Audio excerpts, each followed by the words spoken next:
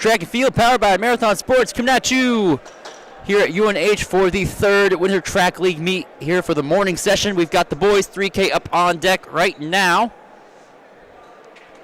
Looks like we won't have a girls 3K with them, so it'll just be the 4 boys. Right now we have Lars with me. Hey. How's it going? It's going. And we'll also have Tyler Sheedy up on with us momentarily.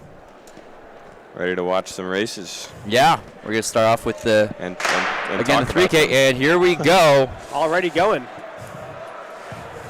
So once again, we'll have a little bit of that blind spot on that back straightaway, but we'll have a good view of the track already underway.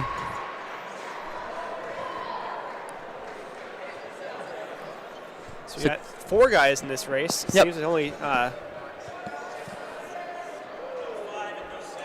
Yeah, you want to run down that list for us?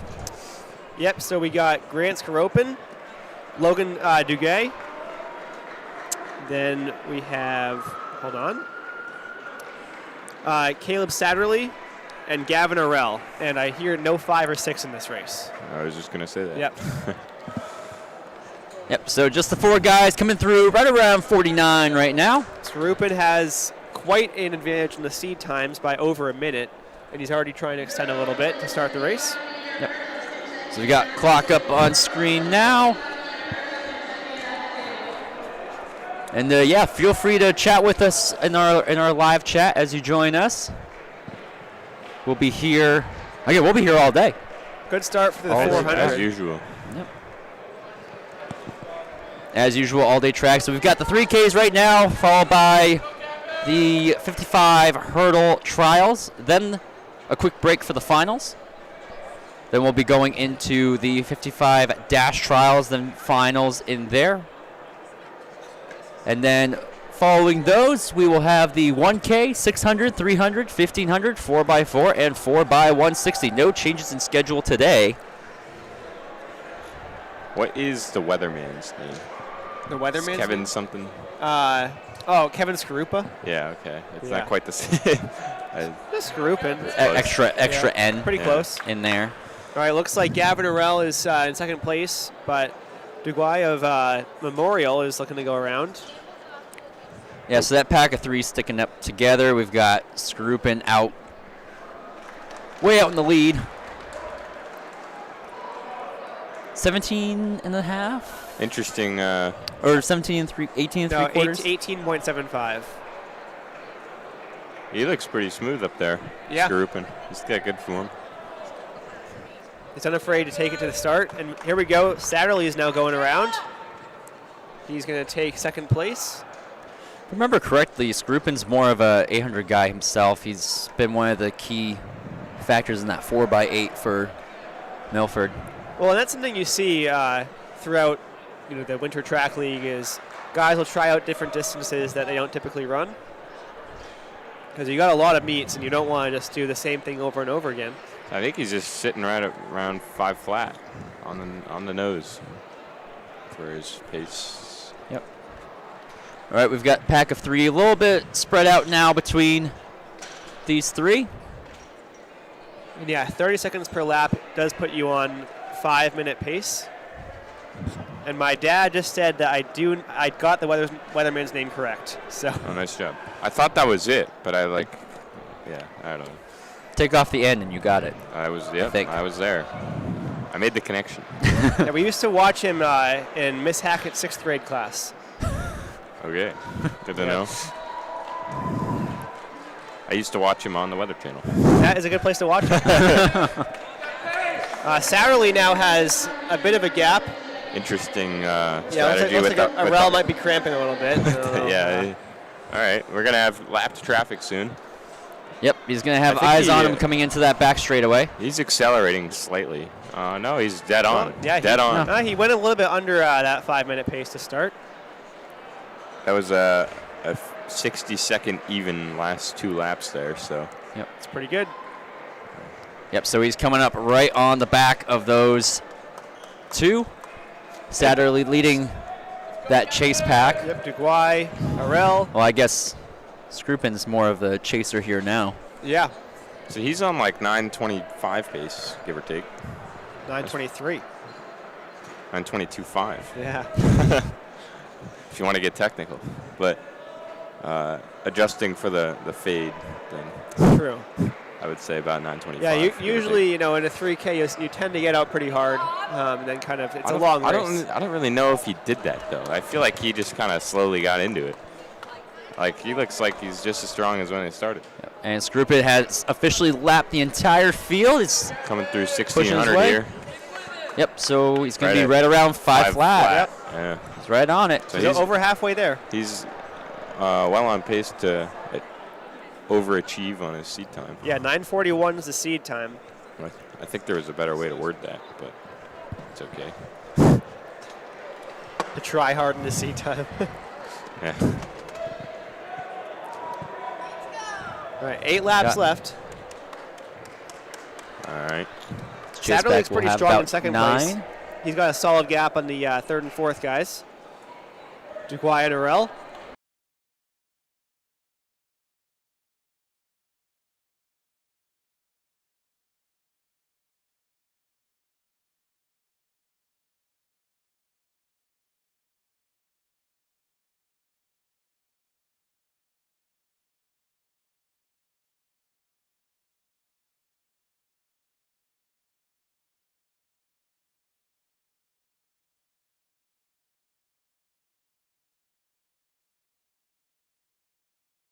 We're back. We're back live. Yay. There we go.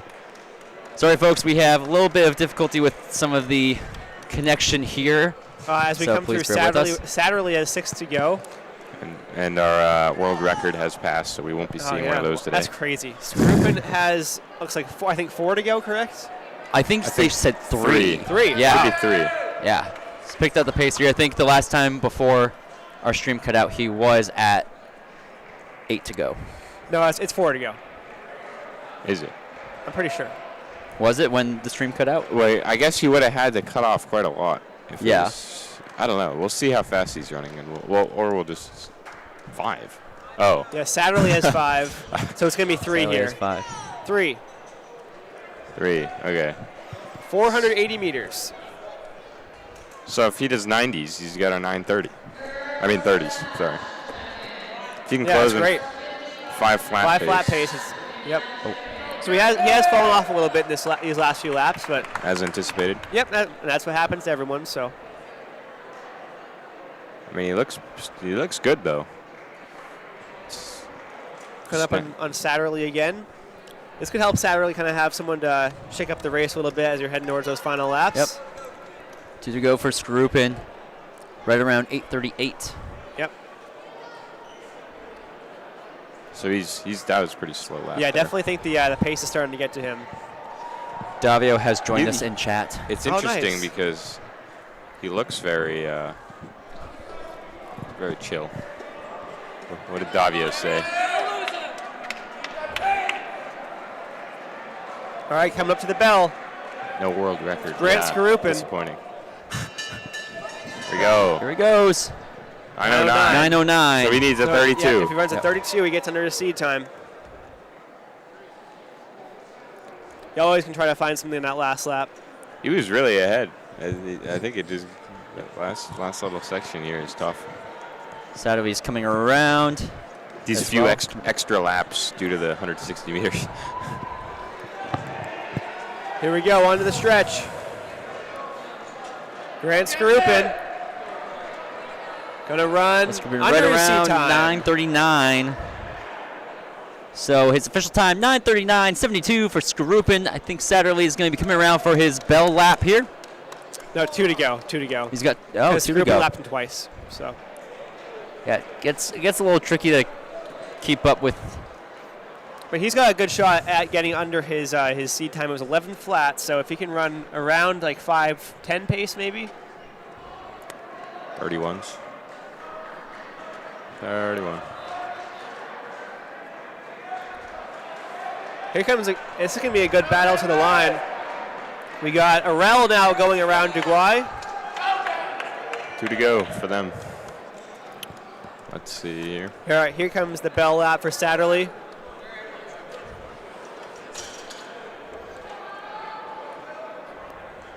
See the hurdlers warming up. What do you think about indoor steeplechase? Indoor steeplechase, that would be deadly. Fun, but to do it on a bank. I guess you would for an indoor steeplechase. Oh, good finish for Satterley here. Nice kick to the line. 11:01. Oh, here we go. Here comes the kick from Duguay. Oh boy, he's going to go flying around Durrell now. Satterley gets there at 11:39.96 as that'll do it there. We're going to now get ready for the hurdle trial, so we'll take a quick moment to get set up there.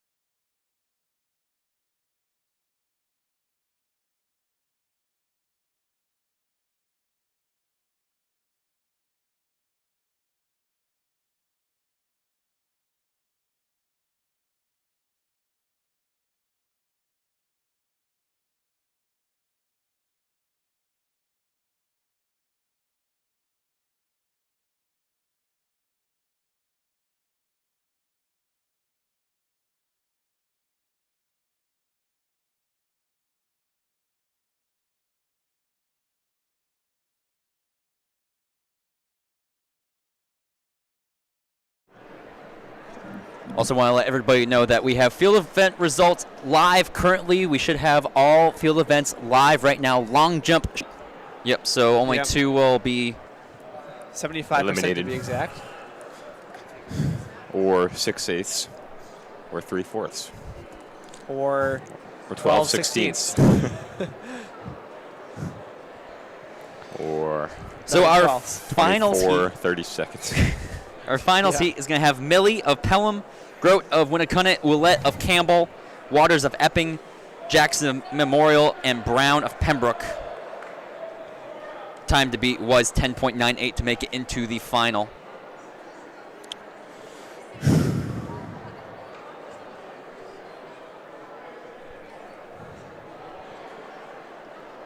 I see an athlete just wearing a T-shirt. In this race? And it's probably the boys warming up? Just a warm-up shirt because there it is. There it is. I feel you've been around track long enough to know what's going on. Well, he's the next athlete on the line. True. Well, that's a little late, and we're indoors. Well, we still have the girls' finals first. Oh, interesting. Yep, girls' final first, so that they don't have to move the hurdles back and forth. So they're just going to take a brief 5 minutes, get them set up. It's going to be a pretty quick first meet here, huh? Yeah, we only have one heat of the 3K, which is the usual anyway, because we usually combine it unless the heats get big enough. But our slowest finisher was 11:40. Yeah. And less than that, which is pretty fast for our last finisher. Yeah. So it takes less. 2 heats.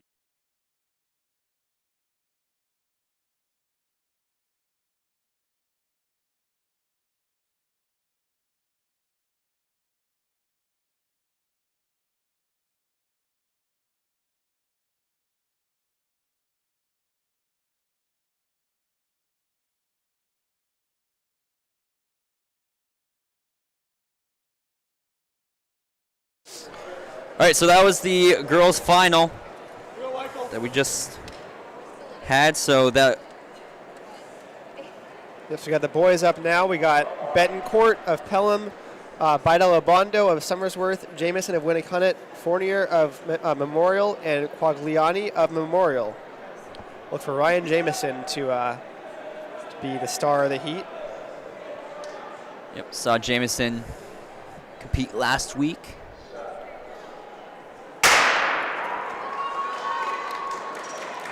No surprise, he's definitely in the lead here. And kind of just jogs in to get that qualifier towards the final. Must be the warm-up tee. So Jameson will take that in 8.26, Fournier 9.38, Betancourt 9.83, Quagliani 10.58, and Bidel Obono 11.30. Heading on to heat number 2. I don't think we've seen a sub 8 yet from UNH at least. Not yet, no. I think we saw 807 maybe. Jameson ran 806 last 806 week. last We week. saw Yeah. 806, 807, and 809. Yes. All on the same day. Yes, we did. Yeah. Yep. So we have yet to see a sub 8.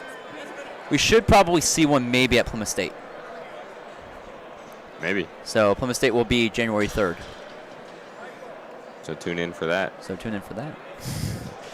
Or don't and miss out. All right, second heat, we've got Hawkins of Pembroke, Wynn of Memorial, O'Connor of Pelham, Wandle of Somersworth, and O'Connor of Campbell.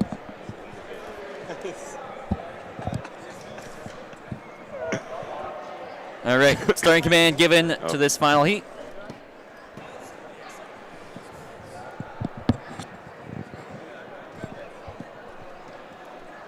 So O'Connor's definitely the top seed in this one.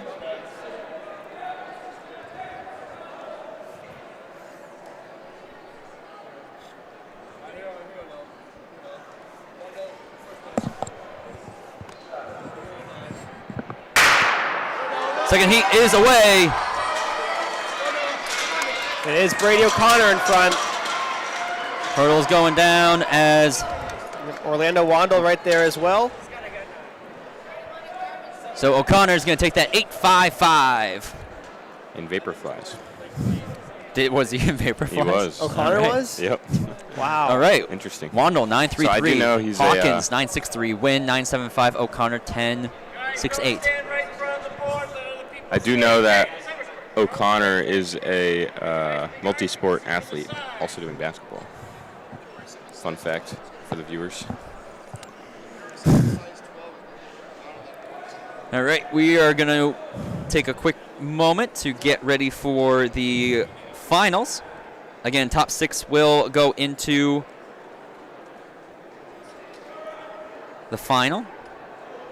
The bubble time was 9.83.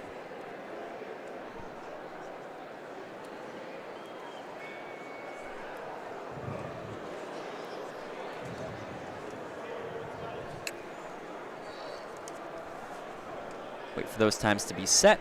9.83. 9.83 was the bubble time. Sweet. We've got 2 in the 8s, I think.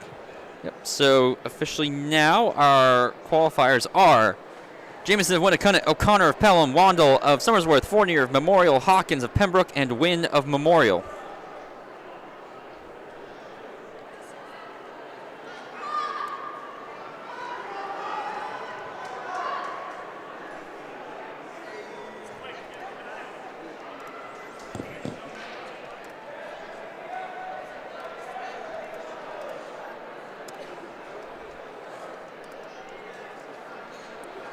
Excited to see how low Jameson can go in this one.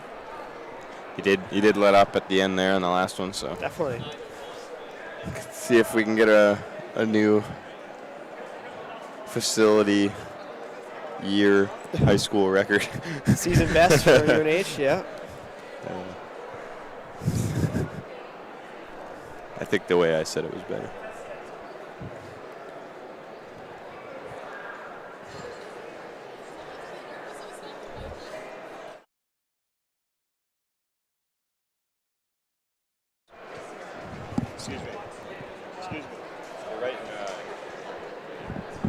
So right now our top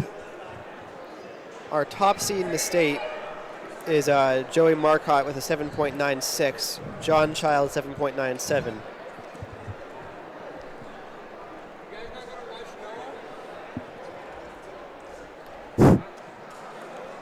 So we got a few sub 8s so far in D1 at least. None of them at UNH though. No, yeah, third seed Jameson is the best one we've seen so far. Was that 806, like last week or something? I believe he was, yeah. Yes, 806. Yep. So here we go. Let's see if he.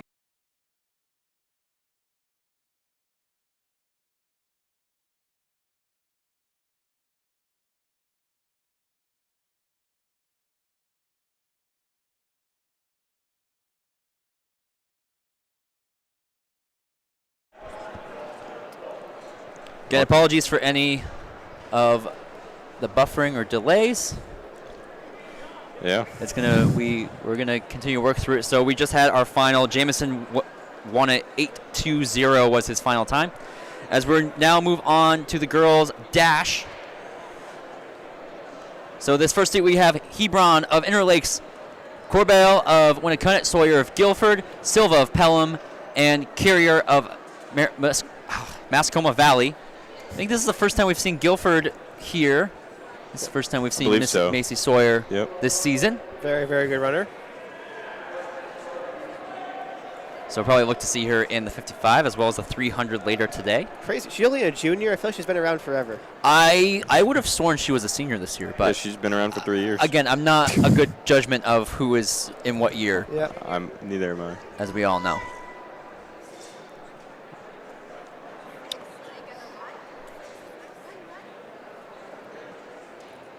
It's always interesting seeing the sprinters that we haven't seen much during the fall. I feel like we see distance runners all year round, but the sprinters have a long break between spring track and start of winter.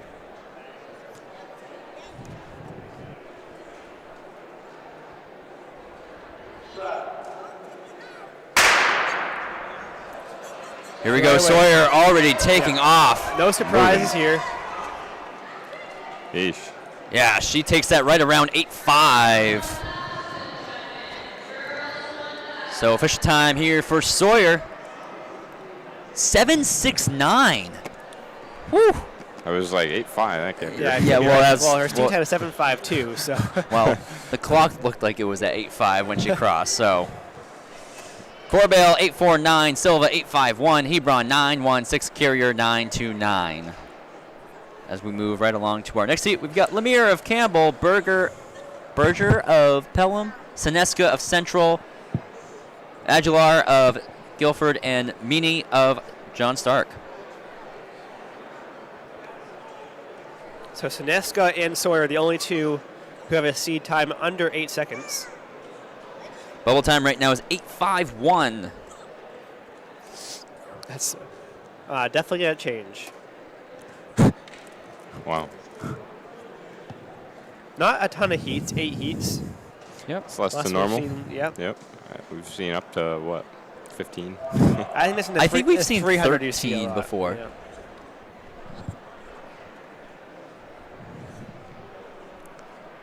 Again, you can check out live results for the field events right now. Head on over to live.sstresults.com. Second heat is up. Seneska looks strong. Seneska, Very composed. sprinter from Central, taking this one.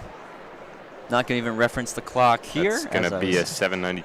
7.92 for Seneska. Aguilar, 8.35. Berger, 8.44. Lemire, 9.12. 7.92 is a great run for her in the prelims.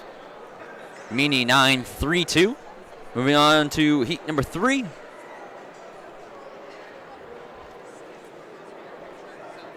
Bubble time is now cut down to 8.51.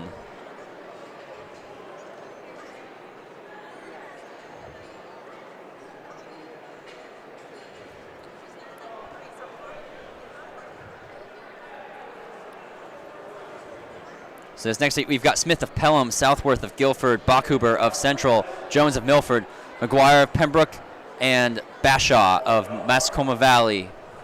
Had them restart the commands here. Now giving them the starting And Backhuber is right on the cusp of going under 8 seconds.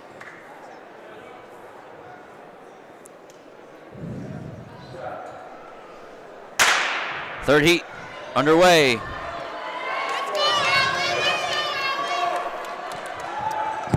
Come through pretty tight at the line. But I think that's going to be Southworth Jones? of Guilford, Okay. 8.35. Followed by Jones, 8.40. Backhuber, 9.09. McGuire, 9.37. Smith, 9.42. Bashaw, 10.62. The time to beat was 8.51. Southworth and Jones both hit under that. So move on to heat number 4.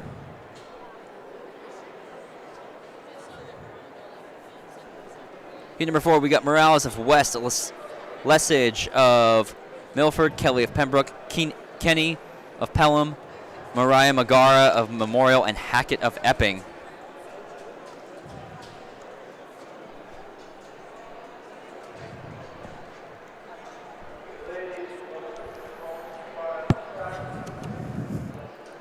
So Kelly's our top seed in here. 8.08 is her time coming in.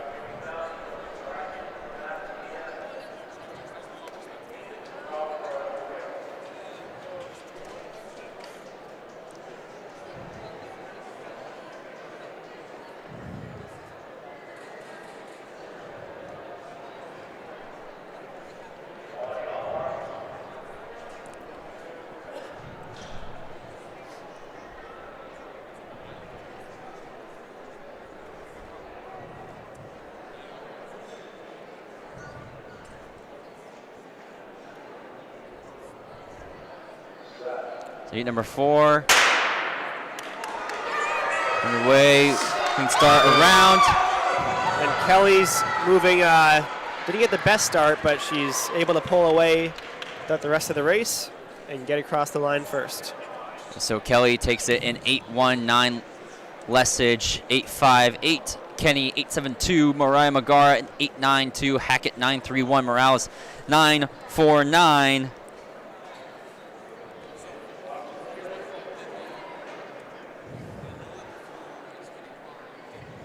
Level time, I believe, is 8.49 before that heat. Rodriguez, good fight with Donovan now. It's going to be close to getting to the Ooh, I don't know, line. got that. I think it was going to be Rodriguez, but I believe it was. Yep. Rodriguez takes it 8.35. Donovan 8.39. Graziano 8.82. Sewell 9.24. Danforth 9.30. Terry did not start. Donovan right under seed time there. Consistency. Going on to our next heat, heat 6.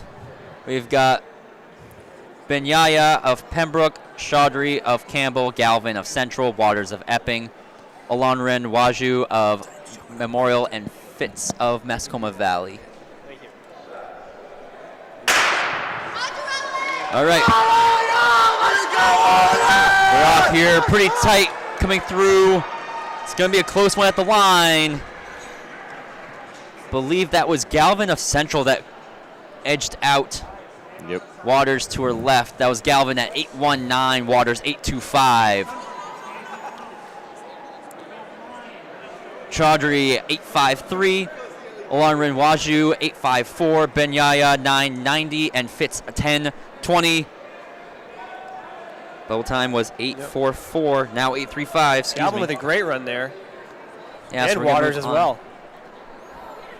Heat number 7, second to last. Got Buck of Mascoma, Mama of Winnicott, Nur of Memorial, Smith of John Stark, Brown of Pembroke, and Tham of Campbell.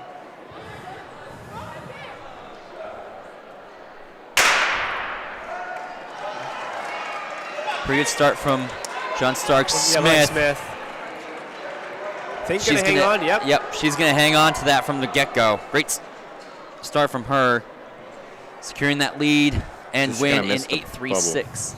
I think she does miss it, yeah. Nur 8.45, Mama 8.52, Brown 8.82, Buck 9.64, Thame 10.16. That's the thing with 6 moving on.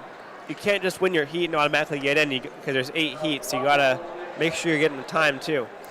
I'm thinking we're going to see a bubble of at least probably 8-2-0 by the end of the year. So far, it's still 8-3-5. We'll see if that changes here. Got Norman of Pelham, Sarmiento of Central, Reynoso Santana of Winnicott, Lorenz of John Stark, Ouellette of Campbell, and Libby of Memorial.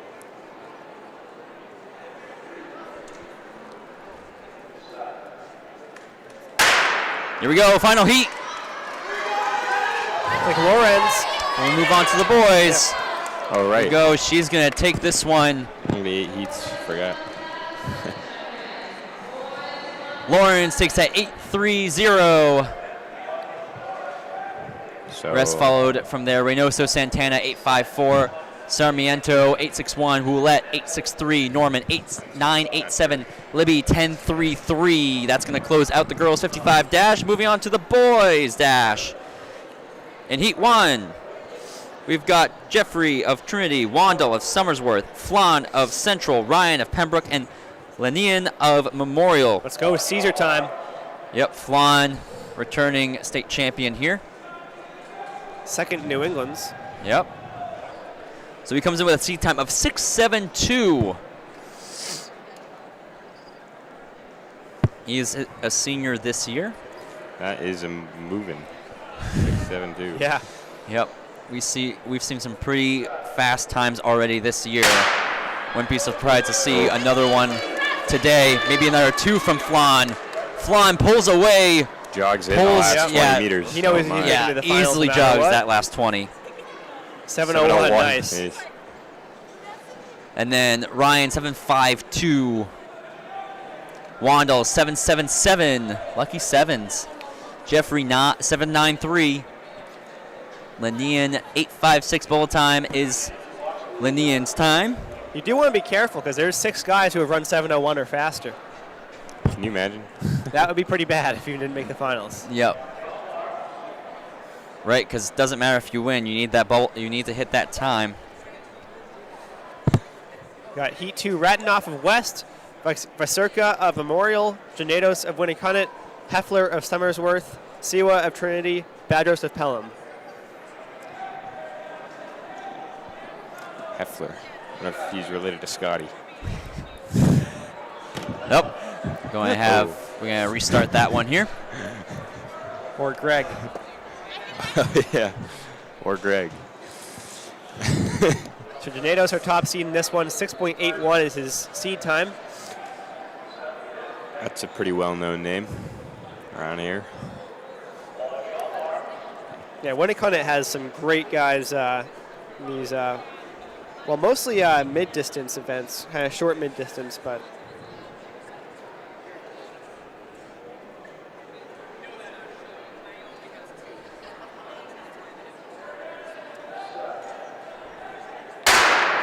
Second heat underway. Janados gets a great start here. no question there. He'll pull away. Heffler's running pretty That's well, under too. 7, I think. Janados doesn't You get under? Yep. There you go. get off. 6.85. 6.85 for Janados. Heffler's great run. 7.23. Siwa 7.76. Vasurka 8 flat. Ratanoff 8.12. And Badros 8.77. Moving on to heat number 3. We've got Tarambia Chin, Williams of Central, Schultz of Conval, Liam Bruno of Epping, and Morency of West. Thank you.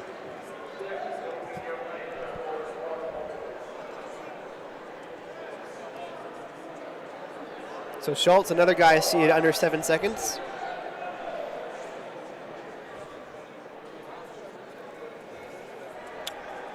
Looks like we've only got 4 guys in this. I think we're missing more NC. So if Schultz here on Nope, we have all number 7, 5. then Mr. Flan is going to be pushed all the way down to 3rd. Yeah, see what he runs. Good start. Yep, Moving he's going well. to be pulling That looked away. quick. That was under 7, I think. See how far under 7 he gets. If he gets under 7. 684. Yeah, wow, 6'8" great run there. 6.84. That's a new lead. 6.95 seed time. It's a great run. You know, Liam Bruneau 7.44. Flan heading in as the 3rd seed right now. Williams 7.45. Morency 7.81.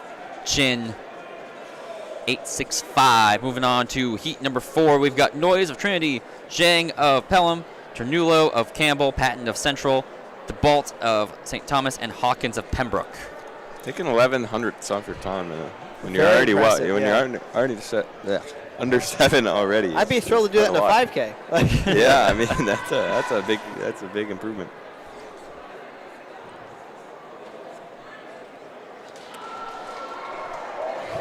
Another sub-7 in here, so. Yep, I think we'll have at least one sub-7. Yeah, 5 guys who are Pretty close. sub-7 in the entire event. Yep, all the way through 5 Hopefully heats. Flan didn't screw that up a little bit. Yeah, well, right now our bubble time is 7.76. Is it really? Yep, Interesting. No, it can't be. as of right now. Well, we've had 4 or 5 4 people under 7, I think. Ternulo looks good. Yep, taking that 7.04. That's one. going to be sub-7. Definitely under 7. Really?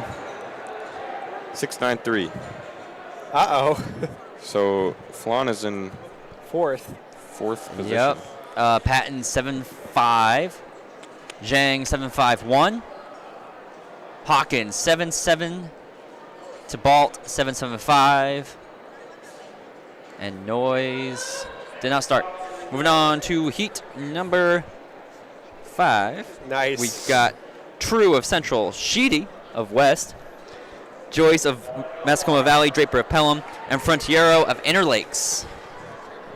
I think you got to meet this kid. I should get a photo with him, actually, yeah. I think you do. No, if you want to find me at some point, if you're watching this, then let's get Yeah, a photo he's together. racing right now, and I know, he's you know definitely what? He's watching. watching this after. this He's live holding stream. his phone in front of him. There Yeah. it is. Here we go, heat 5. Joyce is definitely looking good. He's got a challenge He's got machine, some though. company, but he's definitely taking it here.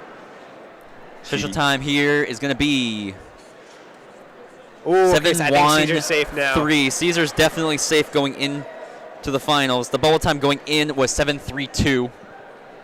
Sheedy or Draper 7.32. Sheedy 7.47. Frontiero 7.83. True 8.09. Good job. It's a lot faster than I can run. We do have another. We have a 7:01 here from Brandon Lurvy. Yep, we've got a couple 7.0s coming up. So Potential Flan is sub-7. not totally safe. I You wouldn't have say he's 3 more guys completely run under safe, 7. but his chances are looking a lot better as we go. It did start out a little shaky. Yeah. We had like 4 heats in a row. There were some guys sub-7. running really well in those first 3 heats. Yeah. Moving on to heat number 6, we got Logan of Monadnock, Kukesh of Epping, Lurvy of Pembroke, Torres of Memorial, Greenwood of Pelham, and Clark of Mascoma Valley. Good battle here. We got Torres. Now Lurvy moves past him. That's going to be Lurvy's going to get there. Time is 7:26. so Torres Are you sure? Oh, takes wow. it. Huh. I wouldn't have guessed that. It did look like Lurvy was there. But Maybe, it says something was messed up a little bit. maybe. We'll wait and see. But look, as of right now, he's been put in 3rd here. yeah. As of right now, Torres is 7.26, Kukesh 7.50, Lurvy 7.50. I believe that should change a bit in a moment. Yep, there we go. Lurvy 7.20, Torres 7.27, Kukesh 7.50. I'm watching him look at the photo finish right now. We have our timers right next to us. It's very tight race. Yeah. Logan 7.64, Clark 9.98. As we move on to heat number 7, Badel Albano returning from Somersworth, Page of Interlakes, Farkas of Monadnock, Umar of Pelham, Picone of Campbell, and Reynoso Santana of Minneconnet. Starting commands given. Bubble time as of right now. It's going to be, says 7.45, but I think it should be a little Definitely bit faster than maybe that. a few heats back. Let's see. Could be. All right. Let's see. Good stuff for Farkas. You got a The bar challenge is right though. there. Yeah.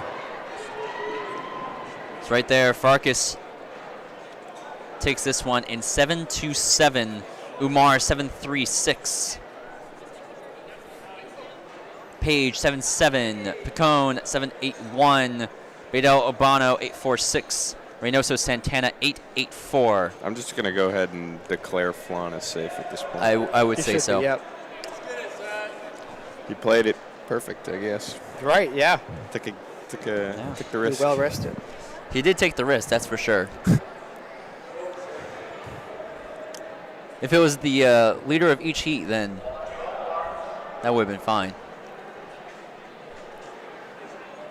Here we go, next heat, heat number 8.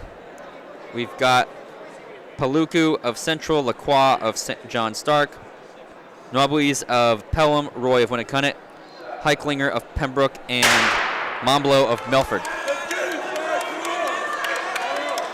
Heichlinger got a good start, but looks like it's rolling. Oh, it's going to be very close between Roy and Nobuis.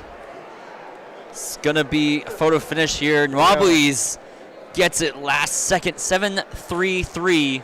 He had some good I top should end say right there. last 200ths of a second. 7-3-5 for Roy. Heichlinger 7-5-7. Lacroix 7-8-4. Paluku 8-3-5. And Momblo 8-8-1. Going on to heat number 9. Got 10 heats for the boys.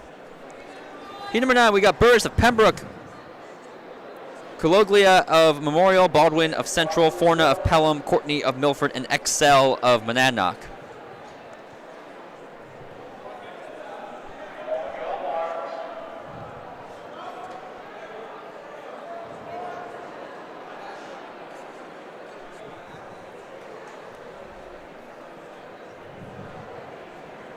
So 2 heats left.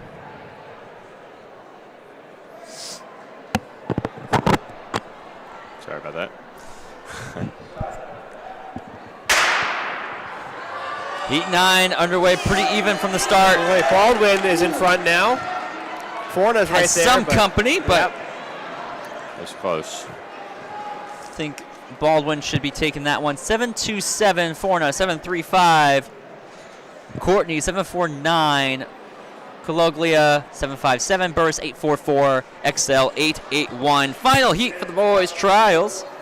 Reinhardt of Pelham, Gardner of West, Sanchez of St. Thomas, Rachi of Campbell, and Luba of Milford, Provencher of Pembroke. Could also just be Roche, but Like as in David Roche, famous ultramarathoner. He but loves I've everyone. also Huh? I said he loves everyone. He does love everyone. no blocks for Milford. That's what I would be doing. It's like Roche with a good start. Challenge from Sanchez. Sanchez moved past. Sanchez takes it. Yeah, Rachi had the better start, but Sanchez gets a little bit better top speed with 7-1-1. Rachi 7-2-0. Gardner 7-4-0. Luba 7-8-0. Provencher 8-4-1. Reinhardt 8-6-9. Moving on, we are going to have the girls' final now up.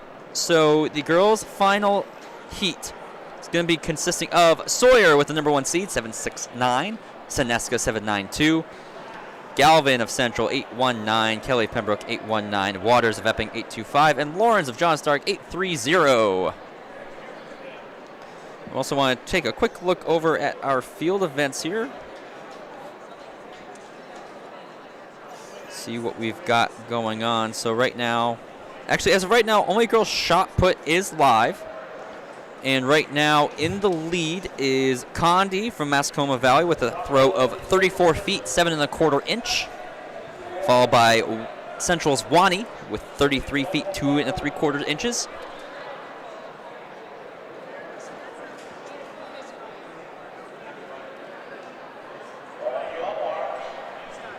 Let's look for Sawyer and Seneska in this finals heat.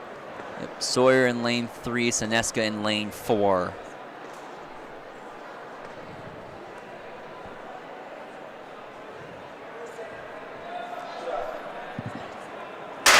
Girls finals underway. Battle between Seneska and Sawyer. Seneska, good start, but Sawyer moves into the lead. Sawyer gets ahead.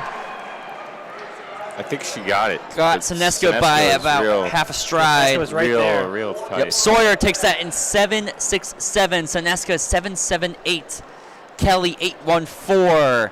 Galvin 819. Lawrence 820 and Waters 829. So Sineska improves on her Battle Notes time to move up to 7.78 as opposed to 7.86. It's a good finish there. That was an exciting race. Yeah, now we're going to move right along for the boys' finals. Yeah, take a quick moment to give them more of a rest. Yep. But I believe don't have our finals heat quite yet. I can see it right here.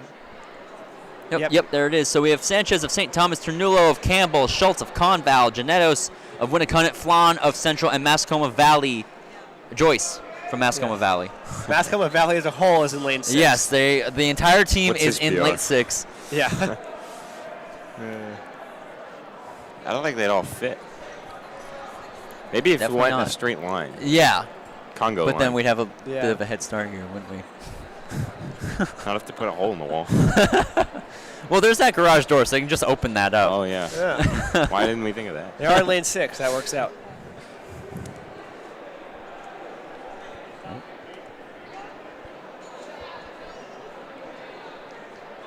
So again, Flan we know can run much faster than that 7:01 as he pulled up 20 meters from the finish line with that 7:01. So I would say he probably is the favorite, but he's definitely got some good company around him. He's absolutely the favorite. In my mind, as long as nothing goes wrong for him, then he will win easily. Okay. I'm thinking. The other guys. I think Flan topped out, and he didn't actually let up at the last time. The guys need to have something go really right for them if they want to win. It's a little interesting because they always put the top seeds in the center, right? But he's not in the center. Well, he didn't run. Well, because he didn't run. No, I know. I'm just saying this. He's used to being in the center, so maybe that'll throw him off. Maybe I'll run like 7-7 for that. I'm excited to see what he puts up, though. But in the end, it's just a straightaway, so it does not it does not do much. It's mental gymnastics. All right. Boys, underway. Good start all around. Flan easily getting away. Janetos right behind him. Not too bad. But official time for Flan is going to be 6:55. Whew. It's a great way. Yeah, that's a really good run to start the season for him. I mean, this is the first time we're seeing him this season. Janeto 6.79, Schultz 6.91, Ternulo 6.94, Sanchez 7.05, Joyce 7.25. So that puts number 2 in battle notes now, behind number 1? Winston George of Pinkerton. Really? What did he run? 6.53. Oh, that's right. Phillips Exeter. I forgot he ran that recently. I also forgot. Wink, wink. I didn't realize. I thought 6.55 would have been the fastest, but he ran 6.53 recently. But all right, we're gonna quickly shift our camera angles here for the 1,000 girls.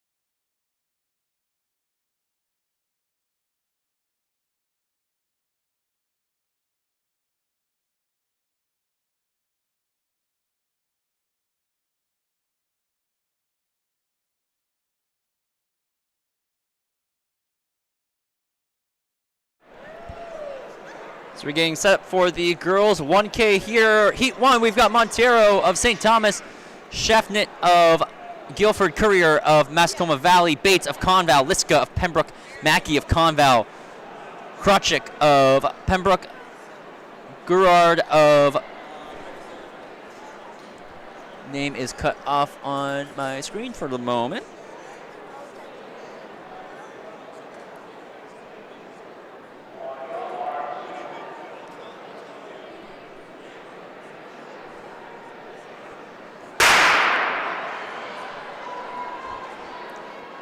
Gerard of Pembroke in this heat.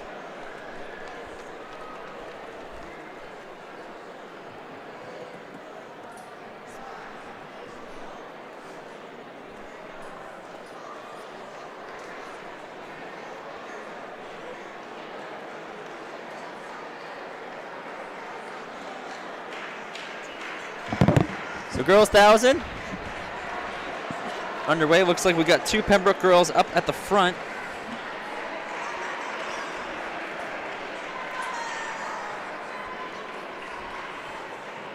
So that's going to be Liska. Gerard right now is in the lead.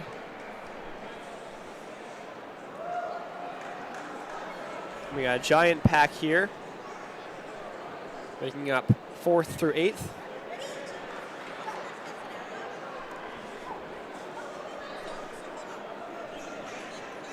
So Montero comes in with the #1 time of 4:15. I will say Gerard seems to have no seed time, so really no telling what she can do, and she's getting out well so far.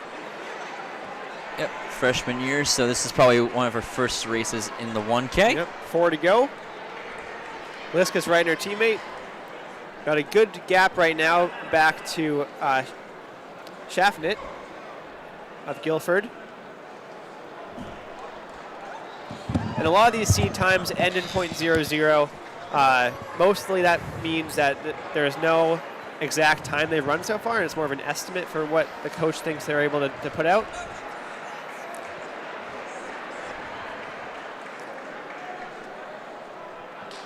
So yeah, right now Gerard is She put well on a good out. move that lap. Yeah, so we've got 3 to go for Gerard. 2:05 right now on the clock. As the field has spread out quite a bit. Schaffnit looks pretty strong right now. So we have the rest of the field coming in with their through the finish right now. Teammates Mackey and Bates working together. Courier. And Krozik. It looks like Montero. Gerard is starting to pick up the pace a little bit as she's coming up on 2 to go. For less than a quarter mile.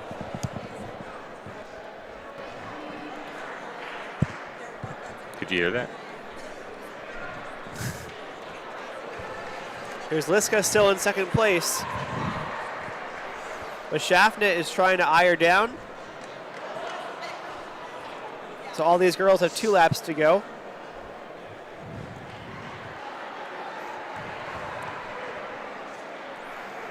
Gerard is running really well. Yep, she's coming up on her bell lap. 200 left now. And 160 at the bell. 317, looking to go sub 4 here. She should get that.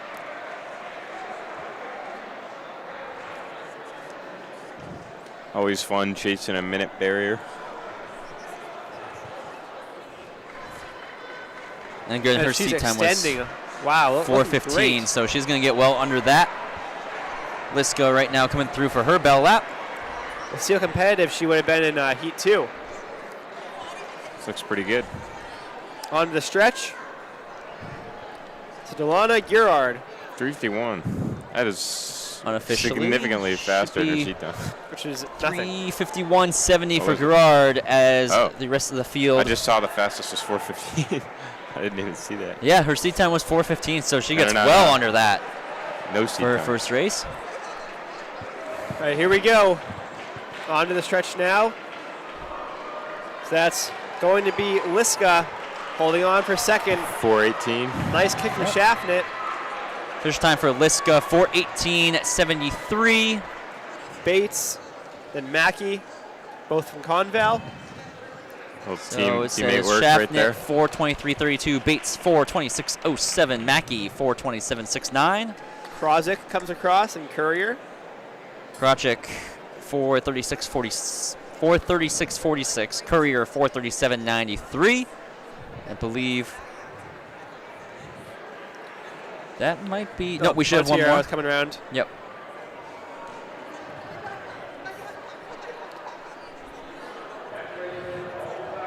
Montiero's on the stretch now. closing out her race. Monteiro comes through right around 5:09 to close out this first heat. 5:09.18. Moving on to heat number 2.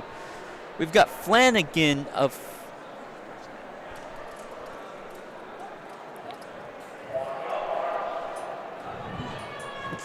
Campbell. Yep, we got Flanagan of Campbell. We have Ryan of St. Thomas, Bauer of Monadnock, Faye of Guilford, Bisha of Memorial, Grachala of Guilford, Looks to be Milford, Flanagan. and Clark of Memorial. Seems Flanagan's taking the lead.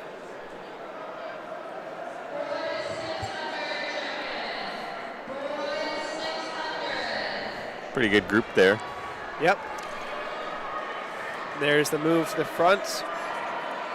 I guess that's Ryan of St. Thomas. And it is. So Leah Ryan leads Hannah Flanagan. Flanagan now wants to go back around. She's going to get her before the curve. We've got Faye in third there, kind of on an island. Yep. So we'll see if she Tough spot tries to be. bridge that gap. Yep. And she might be trying to get up with those top two. Looks like it. There you go. When in doubt, just try to hang on. It's better to be hurting and with the pack than comfortable by yourself, I would say. Depending on the situation. Yep, I suppose. But as a general rule of thumb, I would say that's So it's moved up to a pack of 3 here. Could see another move here from Ryan, but she decides to not go around as Faye is now connected with that pack.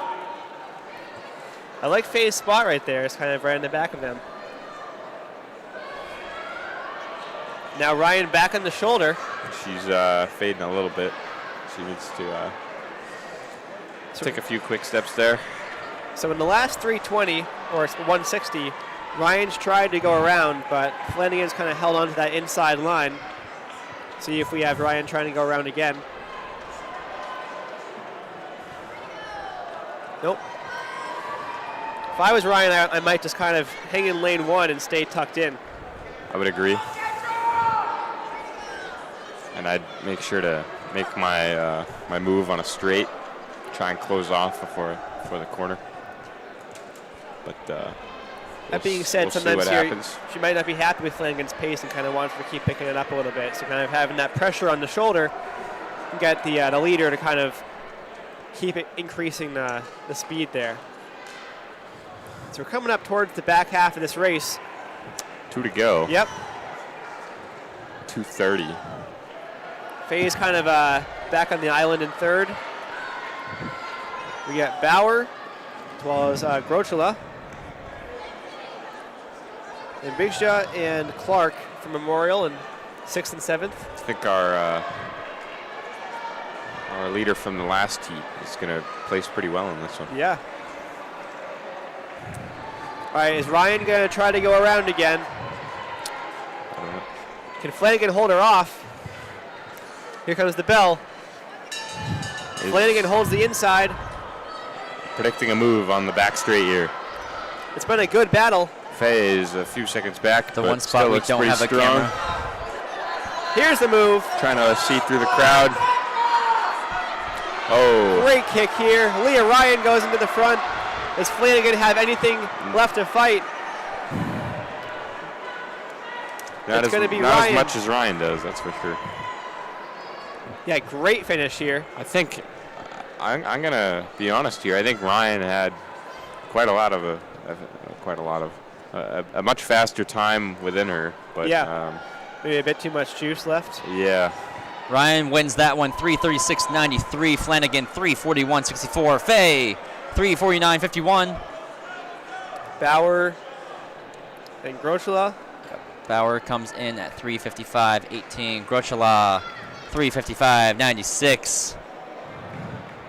And we have Bigsha.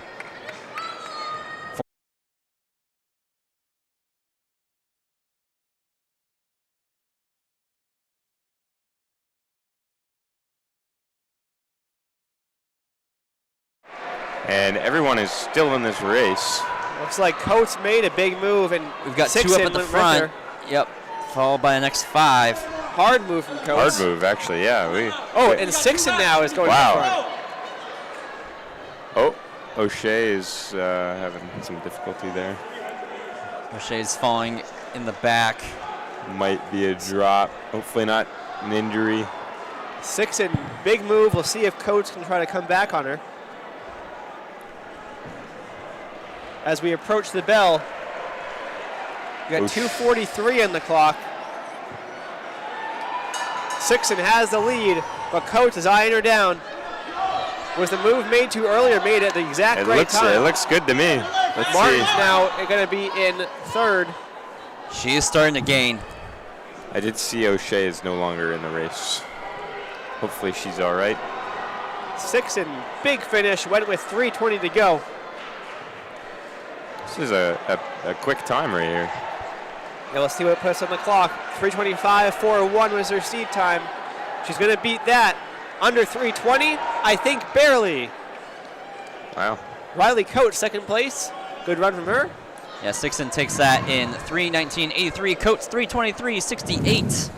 Martin 3:26.57. Bergeron 3:28.18. Short 3:30.58.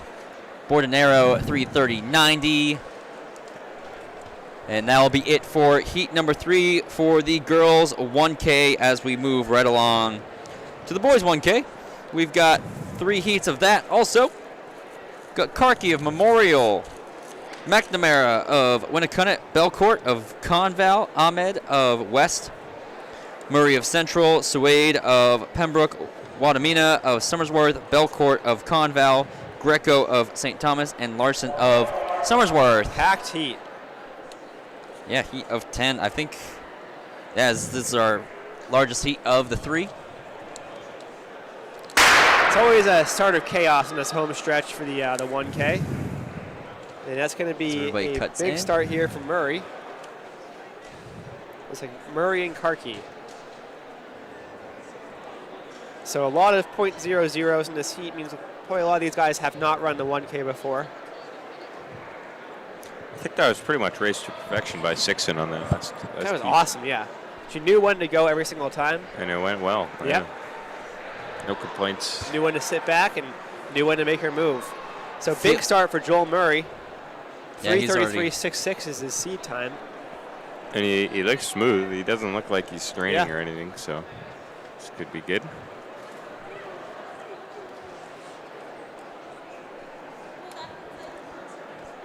We have results for the girls high jump. Como of Somersworth is going to win it with a clearance of 5'1".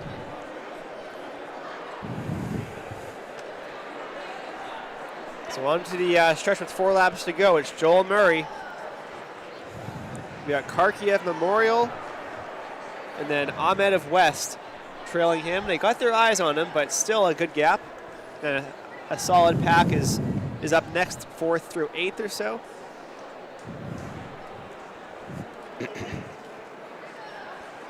So Murray's going to approach the halfway mark.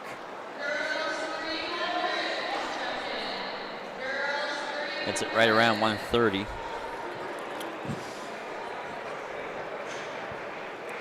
So he's on a good pace so far. Karki's been closing down ever so slightly the last few laps, although definitely Murray's still kind of hanging onto a good lead. Looks like Murray's got plenty in the tank, based on facial expression at least. So McNamara and Belcourt are leading the chase pack.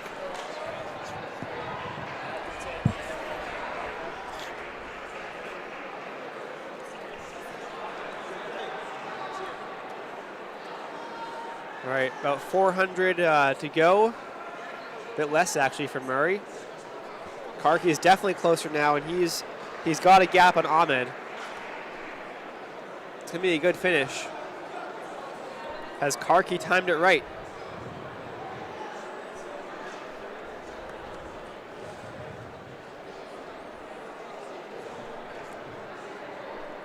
All right, lap and a half to go. Karki is really closing down now. He might make the move with a lap to go. I think when Murray finds that someone's there, he's gonna. Yeah, I wonder if he knows. All right, can Karki go around? He's gonna make the move now. How is Murray gonna respond? I think Murray's gonna take it.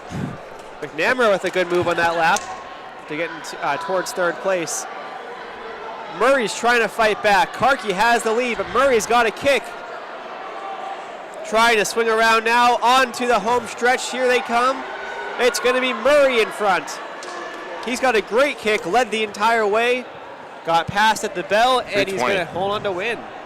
That's a good racing from those two. Yeah, he's going to crush his seed time he had. Yeah, Murray takes that in 3:21.06. McNamara, a smart race to get into third, as well as Ahmed's right there. Yeah, so Karki comes in second, 3:22.59. So the rest of the field makes their way in. McNamara, 3:28.41. Ahmed, 3:31.38. Wadamina, 3:33.18. Belcourt, 3:40.36. Good kick here. It's Belcourt of Conval. So Wade, 3:49.66. Belcourt, 3:53.89. Larson, 3:54.78. And Greco, I believe, has one to go. Funny thing that just happened when the official holds up his fist, that means you're done. That means 0 laps to go. I think Belcourt thought that he was giving him a fist bump, so he went and. Nice. That happens quite a bit, actually. Yeah. That happens quite a lot.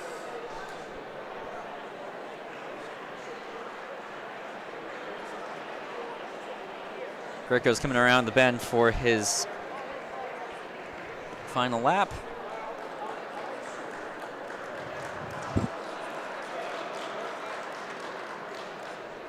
So Greco will finish here right around 4:44. Official time Dead on here. seed time. That was a pretty good prediction. 4:44.68. As we move right along to heat number 2. We've got Megway of Central, Ebert of Winnacunnet, Jacket of Milford, Pizzuti of Interlakes, Fluck of Memorial, Fernandez of Central, and Jones of Monadnock. So Jacquet, I believe, is in the lead. Jacket, maybe. I would say Jacket. Jacket. I would say Jacquet. Jacquet. Oh, Jacques. I like Jacquet. All right, we'll say that. I mean, it's definitely that, but So Jacquet is going to be in the lead from Milford. Pretty quick start here. Good start.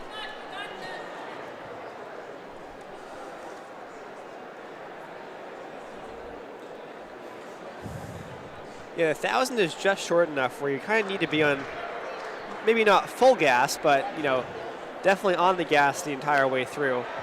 yeah, 1,000's a tough one. It's just a little bit longer than the 8, so you basically are running it as such. Pizzuti of Interlakes is now looking right at his back. We got Jones, third. Fluck. Yeah, it looks like Pizzuti is now latched onto the back of Jacquet.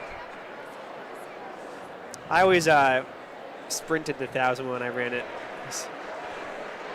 Coming from a distance runner, it's a very short race. Yeah. I ran it twice, I think. I mean, yeah, essentially you are running it pretty quick. Yeah. Honestly, if you want to get a good time. Yeah. I think I ran like Phillips Exeter, I think. Right? Yeah, Lars and I have gone head-to-head in 1,000 before. I failed miserably. Lars did not win. No. Yeah, if you want to really run a really good time in the 1K, you have to run like 2:05, 2:06 in the 8. Which I don't do. And to split. I ran like 2:40. 2 laps to go. Something. Low 2:40s. Yep, Pizzuti just hanging on that shoulder.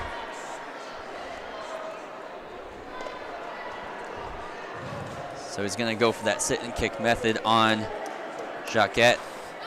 That's the method that Byron Grievous used to win that 1,000 at Phillips Exeter. Yep. Before he was All-American. And then I used the sit and fade. Yep. Pizzuti decided to make the move on the back straightaway going into the turn of the bell lap. He's having a good time as well. And have a chance to really crank up the pace. Trying to pick it up. Jacquet looks like he's trying to match it, but he still looks strong. I think Pizzuti's got it though, at least for this heat, Longweight is in third, kind of pulled away from this pack now. Yeah, Pizzuti's extending it. Might be closing down a little bit now, but he's got enough to hang on. Towards the line. And 305. across the line. Oh, it's closer than I expected. Yeah, good finish there. Jacquet. Pizzuti takes that at 3:05.60. Jacquet 3:06.21. Love that finish from Mangway. He definitely gave it all he had to the line. Mangway 3:13.93. Ebert 3:15.37. Fluck 3:16.23. Fernandez 3:20.20. And Jones 3:22.48. As we move right along to heat number 3, we've got LeCain of Pembroke, Shartner of St. Thomas, Lenti of Trinity, Reinhardt of Guilford, jumper of St. Thomas, McLean of Monadnock, and Kotka of Trinity. This is going to be a fun one. The top 2 seed times are separated by less than a second. 2:46.12 and 2:46.86, LeCain and Shartner. Shartner takes the lead to start. LeCain's on the inside there. It's like Lenti is going to move into second. Shartner was our last week's champion. So looking to see if he can get back-to-back interviews. As we want to plug in real quick, our Instagram is currently taking interviews with our winners, trying to get the winners from each event. We do our best. But also you can check out some of those live updates. Those are all on the Instagram story. You can head on over to NHXCTF over on Instagram to check out all of our stuff. Maybe check out some of our stuff on Instagram or cross country. Sure. See how that season went if you're Well, we are in the more distance inclined. races right now. We are, so I'm sure a lot of these athletes ran cross country. So we're going to have 4 to go as we come around. Shartner's got a bit of a lead right now on LeCain. See if he maintains it. Shartner right around 1:03. McCain right behind him. Shartner really has good form. Yeah. He's right on pace through that first 400. Yeah, they've spread out pretty much here, smaller groups. He looks really good. Yeah, Shartner's now starting to pull away more from LeCain. The rest of the pack starting to catch up.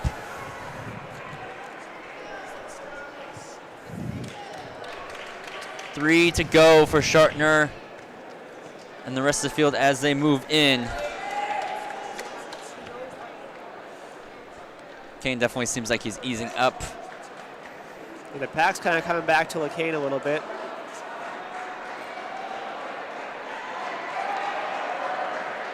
So Shartner's going to have less than 400 left. 320 to be exact. Just under 2 on the clock. There's LeCain. We got Lenti, Jumper, Kodka. Shartner's definitely extended now. So he's going to win. Shartner, 800 split, 2:19. So you got your interview. What's your time going to be? See if it's going to be better than last week. 2:26 coming through. He's got he's got a lot of work to do, yeah. It's going to be a faster. Coming through right around 2:33. I think he was 2:47 last week, so or 2:46 high. He's maybe. looking really fast around the last lap. I don't know if he'll I think he's got get it. He'll be under. 2:46 right now. Great kick. So right there, right around 2:49. 2:49. Sorry about that. I 24 totally was doing the math wrong. Shartner 2:49.74. LeCain now coming up.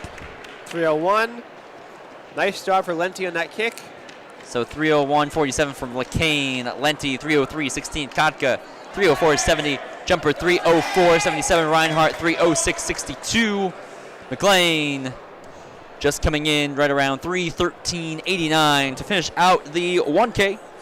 So we're going to cut over to our corner for the start of the girls 600s. Which is Sheedy's favorite event. Why? I don't know. That wasn't even funny. You've run 129 in a yellow windbreaker. Yeah. So we got True story. picture of Memorial, Thelen of John Stark, Messier Meiser of John Stark, Pham of Memorial, Giles of Memorial, Wynn of Memorial, and Tinkham of Campbell. When I ran my 6 PR, I went out way too hard. Yeah. It's unfair. How fast did you go Because out? going out in 28 mid is perfect. way too fast to go out when you run 129 at the end of a workout. No, that's fine to go out. Yeah, that's the point. That's the point. We had a teammate complaining really bad about that.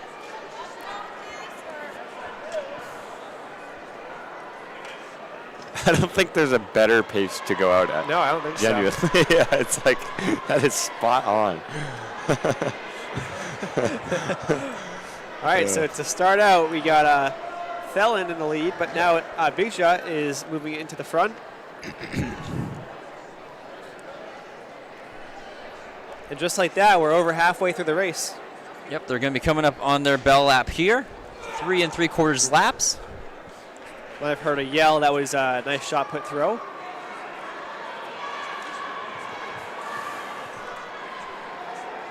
So Big Shot is definitely putting on a good move in that lap. Going to hit the bell with a solid lead. Here we go. Time on the clock right around 127 coming through. 130. So 2:05.75 is his seed time. We'll see how close you can get to that. Last quarter. A little bit of lap trap to get around coming into this final straightaway. We have eyeing down the clock. 2:05.75, a time to beat. She's gonna have that Yeah, nice job. right around 2:03 and then 2:05. Fell in a good finish. So it's gonna be 2:03.96 for Biksha. Meiser. Thelen 2:05.63. Meiser comes in 2:11.49. Pham 2:14.13. Second heat already getting up on the line as we have our next two girls come on in. So we're gonna have Giles 2:25.13, Wynn 2:25.64. Sheedy, would you rather have the athletic ability of Ryan Krauser or David Sinclair? That's not even close. David Sinclair. All right. Well, I'm Taking just saying credit. one is like a That's true. That's a good point. consistent world champion, and one is But not. when you throw the shot put, you don't get to go run through all these cool places. You get to throw a rock. All right, second heat. We've got Flanagan of Campbell, Lemire of Campbell, Scanlon of St. Thomas, Spencer of Manchester Central, Nault of Campbell, and Tetrault of Pelham.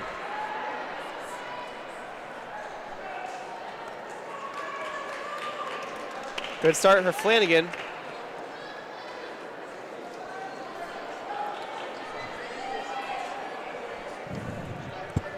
She's not alone now. She's got Scanlon and Lemire right behind her. A lot of Campbell in this heat. The time to beat is 2:03.96.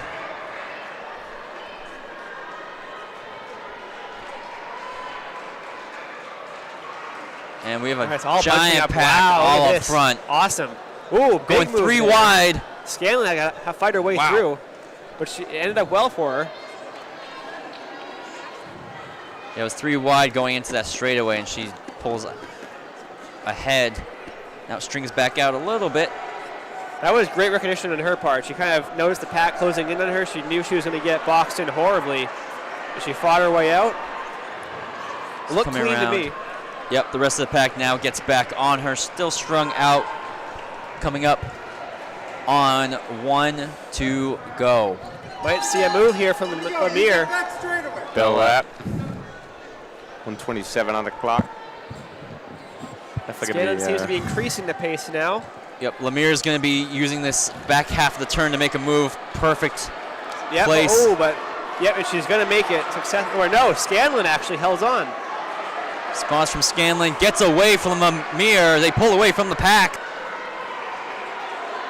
Lemire comes around Great behind finish. Scanlon. Great race. Right around 156. There's another display of a perfect tactical race right there. I'm going to mute again.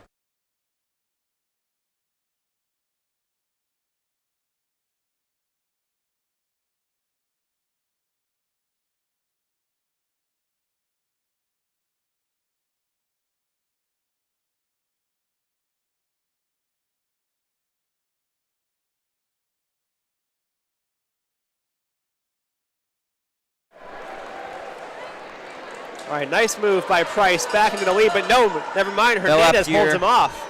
First heat of the boys 600. Great kick right here. This is exciting right now. Price is trying to fight his way around. Hernandez is not letting him. They are neck and neck. Oh my goodness. Hernandez now pulls in front. Leader at this last corner usually takes it, but let's see. Does Price have anything left? He's still right there. He's still holding on. Stretch. Oh, he's got a kick. He's got a kick down the stretch. Oh, dive. Hernandez, amazing job fighting him off that last lap. They see some nice sportsmanship there from the two of them. That's awesome. Hernandez is going to take that in 145.89. Price 146.09. Fluck 148.57. True 149.63. Burke 152.26. I think a dive would have got that. 0.2. Little Superman action. Burke 152.26. Karabandica 159.70. Larson 159.72. Lassier just coming in 215.07. Girls' final results for the 600. Scanlon wins it 156.82. Lemire 158.11. Flanagan 201.27. Spencer 201.48. Tetrault 203.37. Biksha 203.96. Winning it from the first heat. As we're on to our second heat of the boys 600. This is Zumbach of Winnacunnet, Hughes of St. Thomas, Rosado of Memorial, Ciriello of Epping, Jordan of Conval, Petersons of Pembroke, Faley of Winnacunnet, and Baxley of Campbell. It's like Ciriello and Hughes. Hard. Yeah. The short track makes it look so much faster. It does. It really does. Yeah, like watch this. They're going to come through 400 meters in 39. So that's Ciriello in the lead, followed by Hughes. This is moving for the second heat. You say we have 3? We do have 3 heats. So this is quite quick, I would say. We'll see what they come through at 400. They're coming right around 1 minute. Right around, right on 60 seconds. So they crush their seed times. So they're right on 130. Sleeper pick coming in from third. I'm calling it. That's Rosado. He's coming. Looks like they are trying to shoot for that 130. Rosado. He's back. He's in second now. Second now, yep. They won't be able to get under that. I think they're going to be right around it. Probably 131, 132. Aaron Hughes right around 132, right on that. That's a great run. That's under a 90 seconds in any other track, I would say. Yeah, I would say so. It's pretty close. Pretty close. Right around that. I would say 131, absolutely. 132 is. You're right there. You're on the cusp. You're on the cusp. Yeah, Hughes 132.20, Rosado 133.31, Zumbach 135.70, Petersons 136.45, Ciriello 136.76, Faley 144.82, Jordan 145.06. All right, coming up. I'm going to say it right now. This is my race of the day. 600.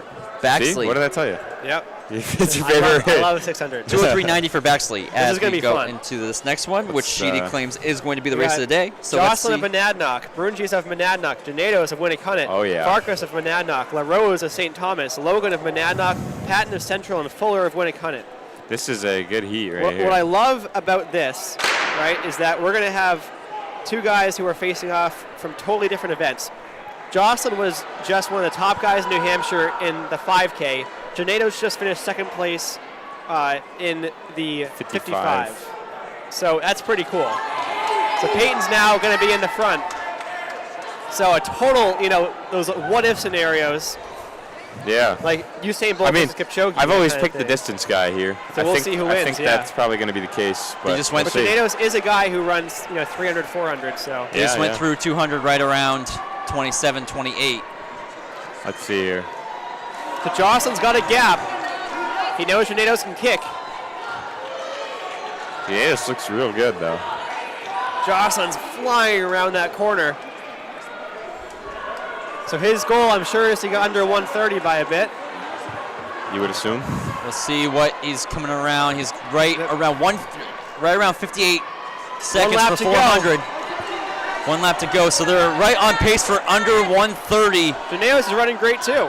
I think he's got it. Jocelyn's really trying to get under that. We're going to probably see a 127, 128. And he is moving right now around that corner.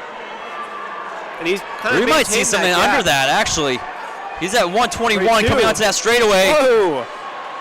We're going to see a 126. Great run. Janedo's under 130. Nice. Jocelyn 126.15. Janedo's 129.21. LaRose 131.39.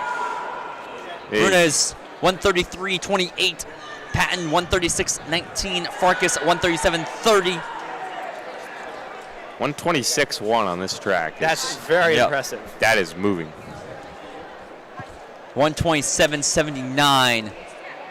Yeah, I think Jocelyn after that probably will see maybe a 124, 123 by the end of the season. This was just a fast heat in general. Yeah, last week was our great. winner was 131, so we would have had 3 in front of the champ last week. Excuse me.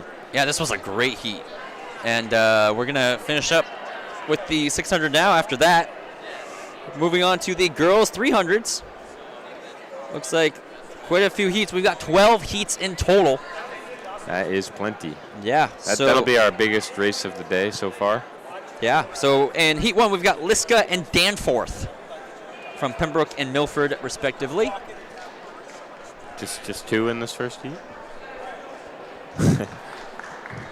Who's that? Excuse me. We're going to have Gunnar Courier joining us for the 1500. Oh, sweet. All right. Got a few guests coming on through the day. Distance runner. Yep. And marathoner. Long distances, yeah. Marathoner. Youngest Boston Marathon finisher of... Oh, I actually think we reseeded the 300s. Hold on. Because that's... We did reseed, but it has not been updated yet. Oh, actually, it has. Yes, it has. So as Liska of Pembroke Central or Mahadanis of Central, Fitz of Mascoma Valley, and Hackett of Epping. It just hasn't updated on the website.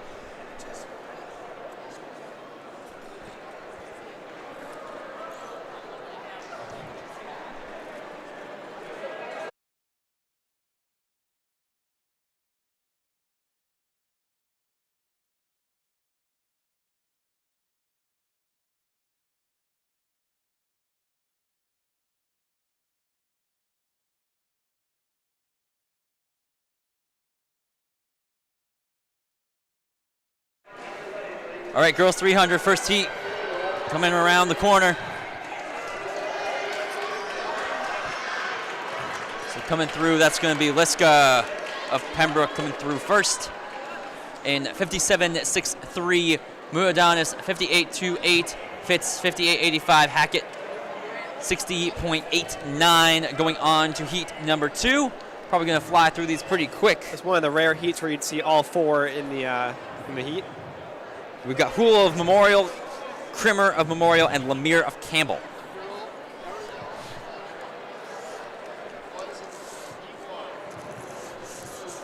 It's like 56 flats, our top time here.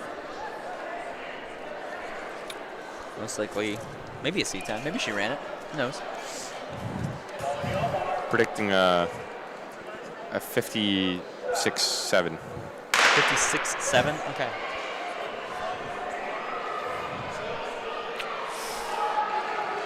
We'll find out in less than a minute. You know.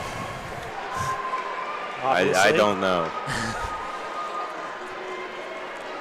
Plus or minus 68. All right. Let's see here. A good start. She's definitely got the lead, I think. Definitely, I think. I'm positive that I think this. It's 100% uncertain. I think that's possible. Like, actually, you can be 100% uncertain. Yeah. But it can't be definitely, I think. All right, now on to the stretch. It is going to be Krimmer of Memorial taking the lead and the win. And takes that right around 55. Besting my prediction. Nice. Krimmer takes that 54.92. Lemire 55.95. Houle 55.98 and 61.21 for Danforth. Heading over to heat number 3, we've got Bachhuber of Central, Lord Paquin of John Stark, and Schaffnit of Guilford. See some confusion with the numbers on there. Yeah. You know, you're either you're either 100% certain or you're 100% uncertain. I would say that's true.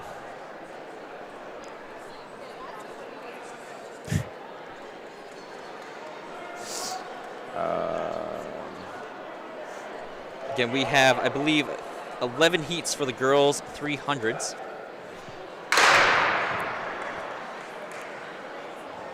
Looks like we only have 2 in this 8. Well, we can't see heat lane 4 quite yet. Yeah, we got 3. There it is. I'm thinking So we're going to good start see, from Lord Puckin. we are going to see a 54-1. Moving good around that back turn in the cave, the paint cave. She made up that stagger pretty quickly. She's on the outside, I think, No, she's in lane 3. which is that? Oh, Technically an outside lane. Very spread out race. this Velcro is messing up my shirt still. Nice finish. Lord Pekin is going to take this one in heat number 3. Followed good by prediction. Bachhuber and 54-1, Schaffnet. as I said. 416, Bachhuber 58.32, Schaffnet 60.36. Moving on to heat number 4, Brown of Pembroke, Venator of Central, and Carrier of Mascoma Valley already on the way. Thank you to our officials. Getting this super quick turnaround. I only see 2 in this heat. And we're going to see a 53-2. It's Venator and Brown. So far, it seems pretty even to start. The 300 is where the banks really hit hard, because you really have to make sure you're leaning into these banks or you just lose all your momentum on this track. The tough part about this track is at the beginning of every turn, there is no bank. Yes. It's kind of flat. It's like a hybrid. And Down it's the line. undersized. Venator is going to take it. Tape to tape. 53-2, like I said. 52.9. That was close. All right. 52-9. 53.66 for Brown. Moving on to heat number 5. We've got LaRose of St. Thomas, Sarmiento of Central, and Graziano of Epping. 51-8.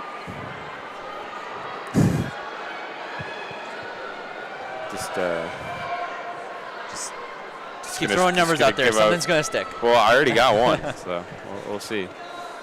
Looks like all 3 of them got a good start. No clear leader yet.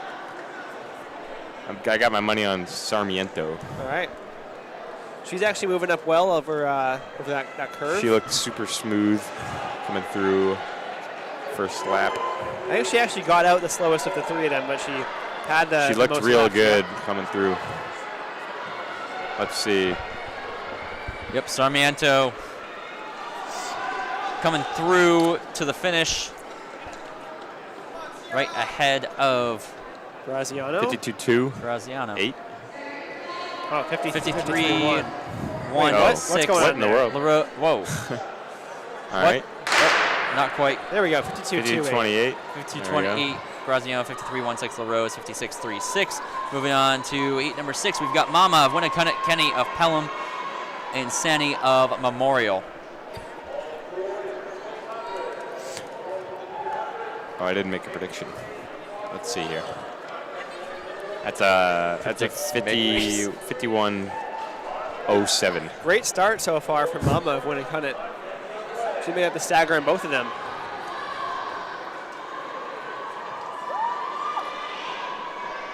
What do you think top 6 have to run under? What do you think top 6? Top 6. Will Top be 6 have to run under. 4. Under 48. Ooh. Nice Maybe. finish. Held the lead the entire way. 51-9. Wow. Or 50.19, Yep, I should say. 50.19, Sandy 52.29, Fenny 53.78. Moving on, heat number 7. Letourneau of Pelham, Lesage of Milford, and McGuire of Pembroke. Here comes our first sub 50, you would think. You hope. Hopefully. 49.91 is our top seed from Lesage. One of She the looks two. pretty strong to start. Not too bad. I think outside lane looks good too, which would be McGuire, Pembroke. Lesage starting to cut into that stagger. Should be coming out in the lead. She's got a big lead. I think this would be a fun race to have the last lap of the race here in you're on lane 1. Yeah, late to the 400 like that sometimes. That'd be fun. Lesage takes that. 49.49. So we are under 50. Letourneau officially. 55.95. That's a great run. Going to assume that McGuire most of 52.50. our, Letourneau 55.95. most of our winners from here on out will be under 50. Moving on to heat number 8, we got Berger of Pelham, Lawrence of John Stark, Corbell of Winnacunnet. 49.16 of Lorenz, top seed. I only see 2 of them in here. We are missing somebody. Lorenz. I think you're missing Lawrence, your top seed. Darn. Outside lane, Corbell looks pretty strong. We have a 1/100th of a second difference in our seed times from Berger Nice. and Corbell. Should be a good race. In the same heat right now. I don't know, Corbell looks pretty strong out in It lane is not 4. too close of a race, interestingly enough. So we will see what happens there.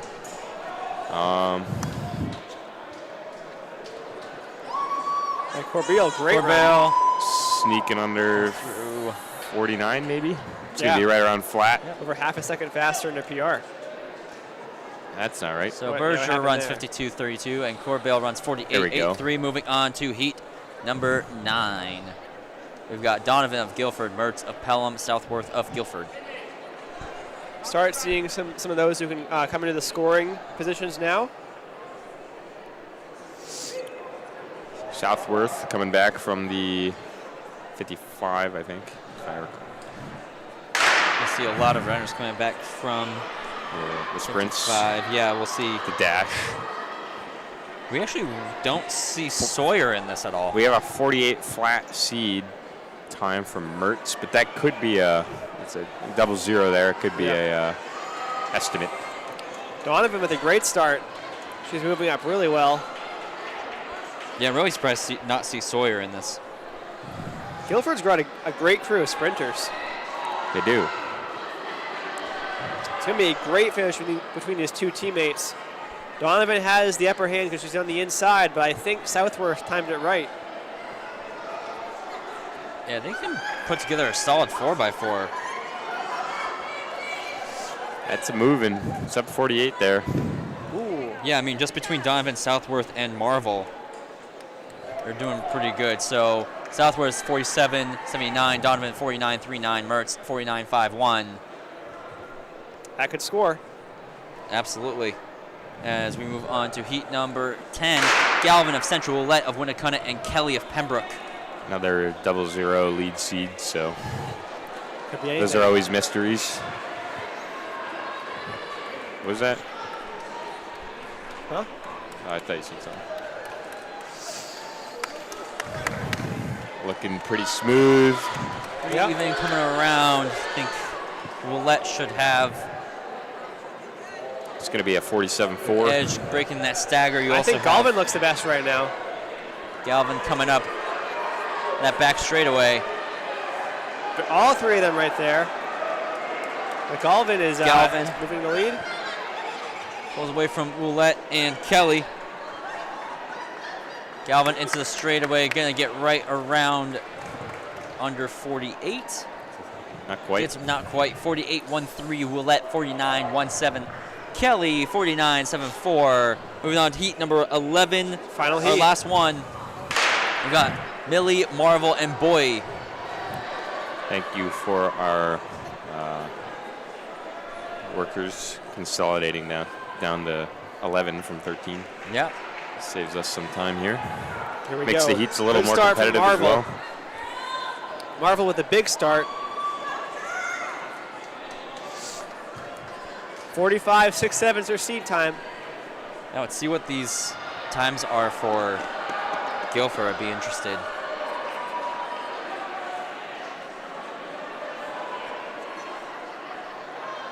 Around Marvel leads the way.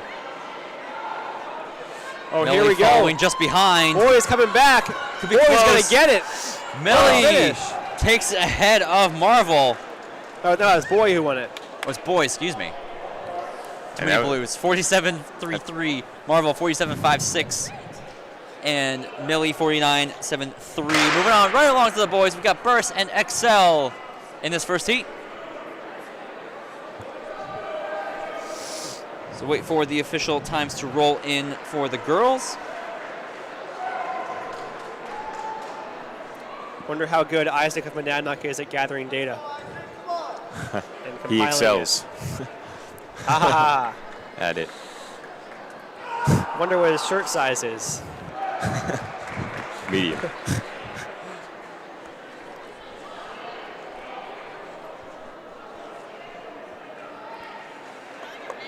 All right, well, looks like he's going to accelerate into the final turn. Going to hang on to win this first heat. Wonder if Burris is related to Rondo. We've got Excel 49.97, Burris 52.22. Moving on to heat number 2, we've got Larson of Somersworth, Kerrigan of St. Thomas, and Monblow of Milford.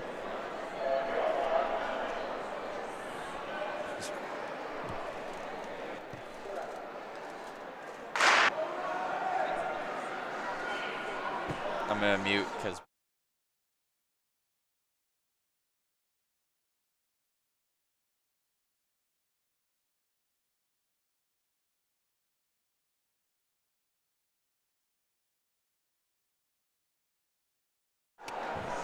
All right, and our third heat finishing up here. We got Caruth 59.55, Provencher 59.87. Moving on, heat number 4, we've got Gurley of Central, Verserka of Memorial, and Wood of Pelham.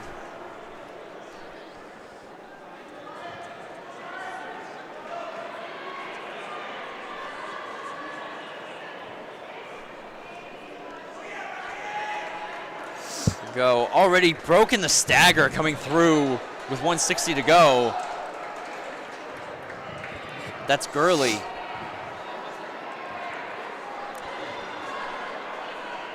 Tell you what, looks like, is that Wood? No, I think it's Gurley. it's Gurley, yeah. He's moving. Broke that stagger. Boom. Coming through right around 42. Drops 4 the average seconds. times already. He took 4 seconds out of his seat time. I have And a I have 300. a feeling that his seat time was not reflective of what he could do. 42.39 for Gurley. What gives you that Versika feeling? wasn't able to get to that. Heat 5, we got Leon Bruneau of Epping, Barber of St. Thomas, and Matos of Winnicunnet. How many heats do you think we'll see before we have Get a under time 40? pass? No, a time past what we just saw. What did we just see? 42? We just saw 42. Yeah, so how many more heats till someone Gets under that? is under that? I'd say maybe 1 or 2. We might see it in this one. They're moving pretty quick. It's Matos out front right now. He's got Barber starting to gain some ground. Leon Bruneau also picking it up.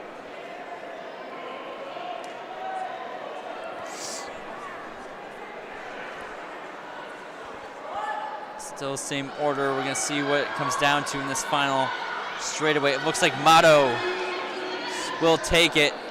Just under And then 45. good lean from Leon Bruneau, who'll be able to get ahead. 44.64, Leon Bruneau, 45.61, Barber, 45.65, heading on to heat number 6. We've got Noise of Trinity, Linian of Memorial, and Din of Memorial. All at 45 flat. We should see a 3-way tie then. I have a feeling that won't happen. Personally. Very reminiscent of Cars. What? You know, a 3-way tie? You've never seen the movie Cars? King, Yes. Chick Hicks, Lightning McQueen. Yeah. And his tongue. Yeah. I got my money on If only Din. that actually worked as you crossed the line. Maybe if you put a Actually, timing we chip in cannot your have a mouth and three-way spit tie it because out. only 2 guys in this race. Race cars don't need headlights because the track is always With lights.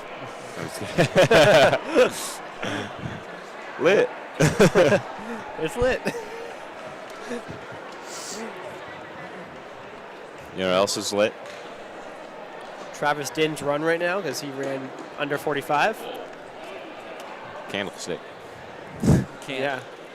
We saw a 42 already Din Whoa. 44.81. with a 46.5 seed time. Lanian 47.8. Heading on over to Heat 7. Larson of Summersworth, Tybalt of St. Thomas, and Simon of West. Cow with a K. Unique. Yeah. You know how like Leif Erikson is the son of Eric the Red? Sure. Is Vaughn Larson your son? Nope.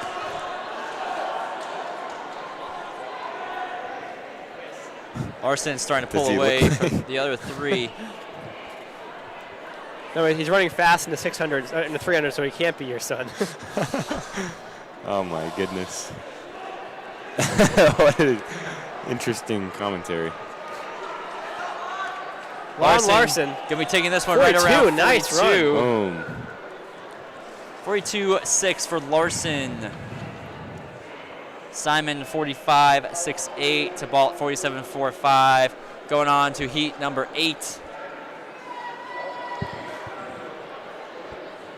Quick time right there. We got Lou of Pelham, Murray of Central, Costello of St. Thomas.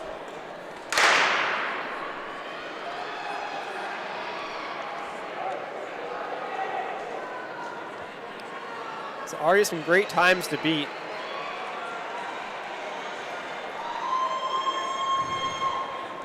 It's like another 2-man race.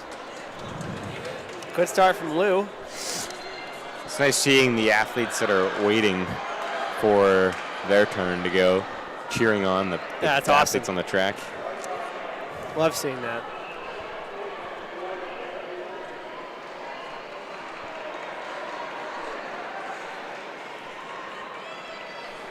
So Lou's going to hang on to win the race. Another 42-second time, maybe under 42 seconds. 42.43. So 42.43 for Lou, Costello 44.44. Not bad. And on over to heat number 9, Lacroix of Straw Stark, Ryan of Pembroke, and Pelletier of Memorial. Girls' final results for the 300, 47.33 for Boy of Winnicunnet, followed by Marvel 47.56, Southworth 47.79, Galvin 48.13, Corbell 48.83, and Willette 49.17. Pelletier with a good start, I think. Always hard to tell with the stagger.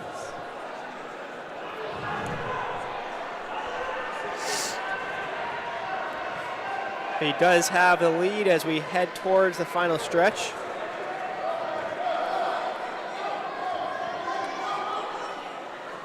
Connor Ryan with a good close to try to catch him there, but not quite.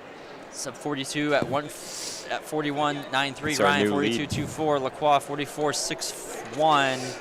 There's some great times right now. New lead on the board. I He- don't know how people run so fast.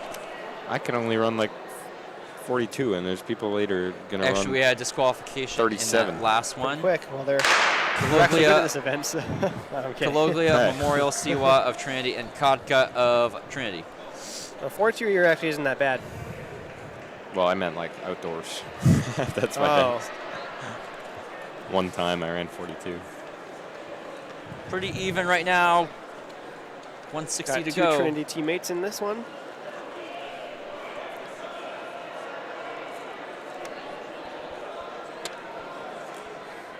I think it's going to be Kodka on the outside. It's going to maintain to the home stretch. Nice, 41 seconds. Kodka takes this one, 41.56. Cologlia 43.53. Siwa 44.06. Heat number 11. Zhang of Pelham, Jeffrey of Trinity, and Messakar of Mascoma Valley. Results for long jump, Landon Richards of Interlakes jumping 19 feet 9 3/4 inches. Jeffrey looks pretty good right now. Shot put is currently live right now. Look pretty good. Check it out on live.sstresults.com. Big shot put throw right here. Got the crowd going crazy.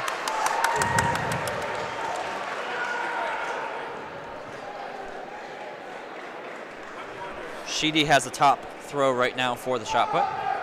Really? Sure does. 32 feet 10 1/4 Sheedy. inch.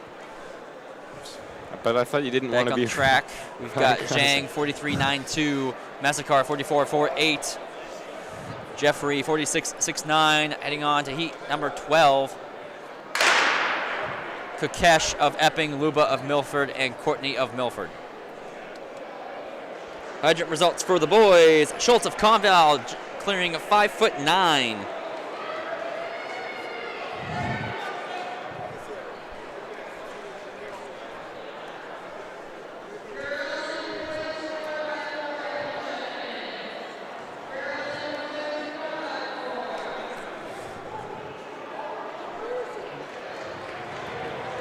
All right, as we head towards the end of this heat, looks like it's going to be Kukesh, maybe? Yes, he's got the lead. Boom. Courtney was fighting all the way to the line, but Kukesh got the win there. Kukesh 41.64, Courtney 41.74, Luba 42.47. Heat 13 on deck, Baldwin of Central, Williams of Central, Page of Interlakes. I'm seeing so many familiar names. Lots of people doubling today. 55-300 is pretty common. Got a huge throw from Mascoma Valley there. He is moving. That's Page from Interlakes. Is well out in front.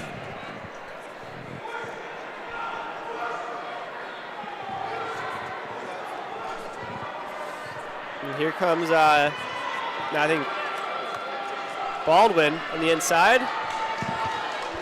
And Baldwin's going to take it. Comes in right around 40. Actually, 41.09, doesn't quite get there. Williams 41.43, Page 42 flat. Moving on to heat 14. Total heats, we have total of 17 heats. And this last heat's going to be pretty darn good. This one we've got Muldoon of Winnacunnet, Umar of Pelham, and Picone of Campbell. I believe we've seen all of those names already. Yep.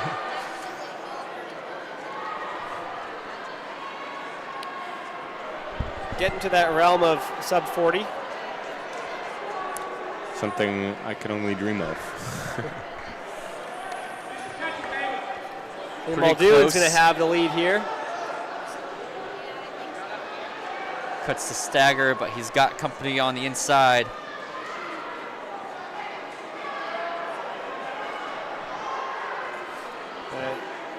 Still hanging on to that lead is Muldoon. Umar's going to try to close on him. But he's going to hang on all the way. Muldoon getting through right around 41.37. Umar 42.70. Picone 46.25. Going on to heat 15 of 17. We've got Roy of Winnacunnet, Janulo of Campbell, and Dylan of Winnacunnet.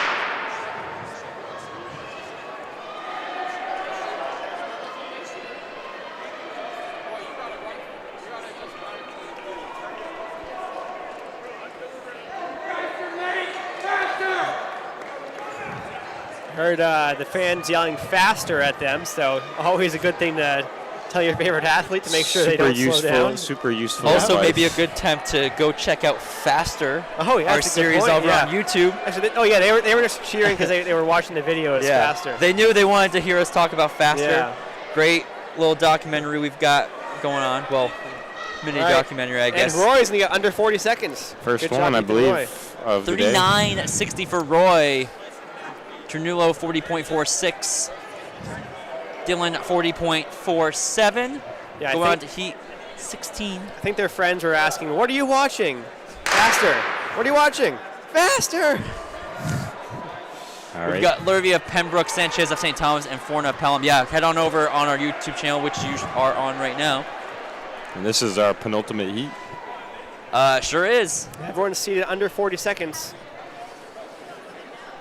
But only 2 in this heat. Being Forna and Lurvy, I think. Looks like Lurvy is moving up well. Flying around the final curve.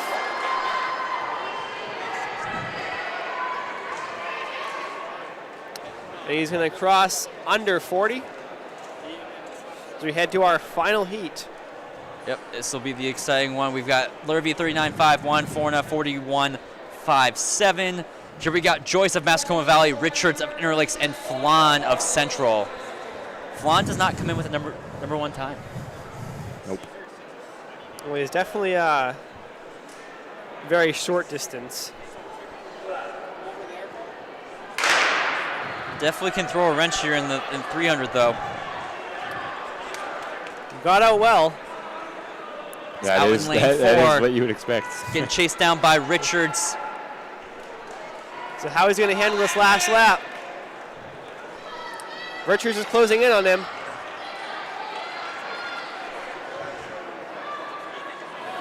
Richards is now, I think, got the upper hand. What's Caesar going to have left? Caesar trying to match with Richards. Richards pulls ahead of Flan. Yep. Flan trying to catch up with him off the bank, but it's going to be Richards to the line right around 37. 37.9 for Richards. Flan 38.27. And Pretty quick Joyce times for in here. 39.43. That's going to do it for the boys 300. We're going to move to the 1500 as I believe we have Gunnar Courier joining us. No? Not quite. Not yet. Not quite. All right, so as we head to the girls' 15.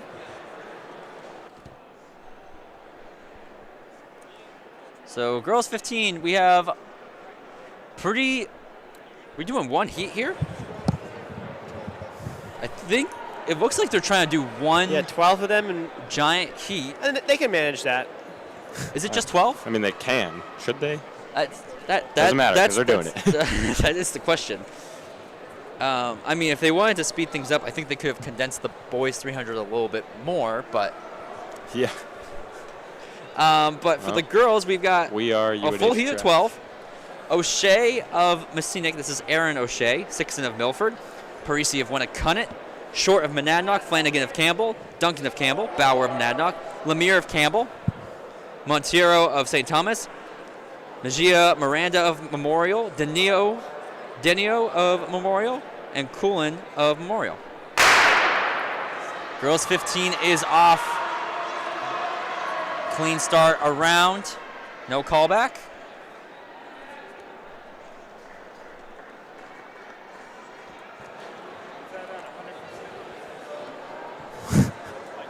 All right, Pretty honest pace coming out here. We've already split up into 2 groups.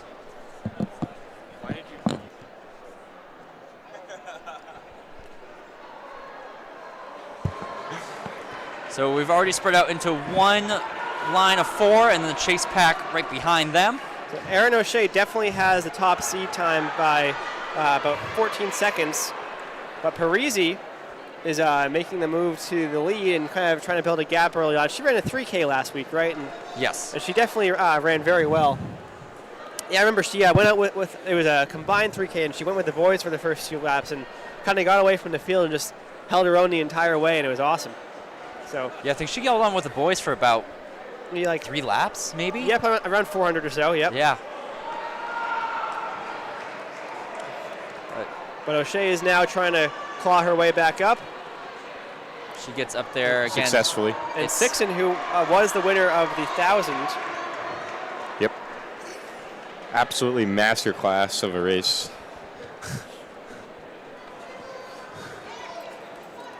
Now O'Shea makes the move over Parisi. Chase pack coming through the line now.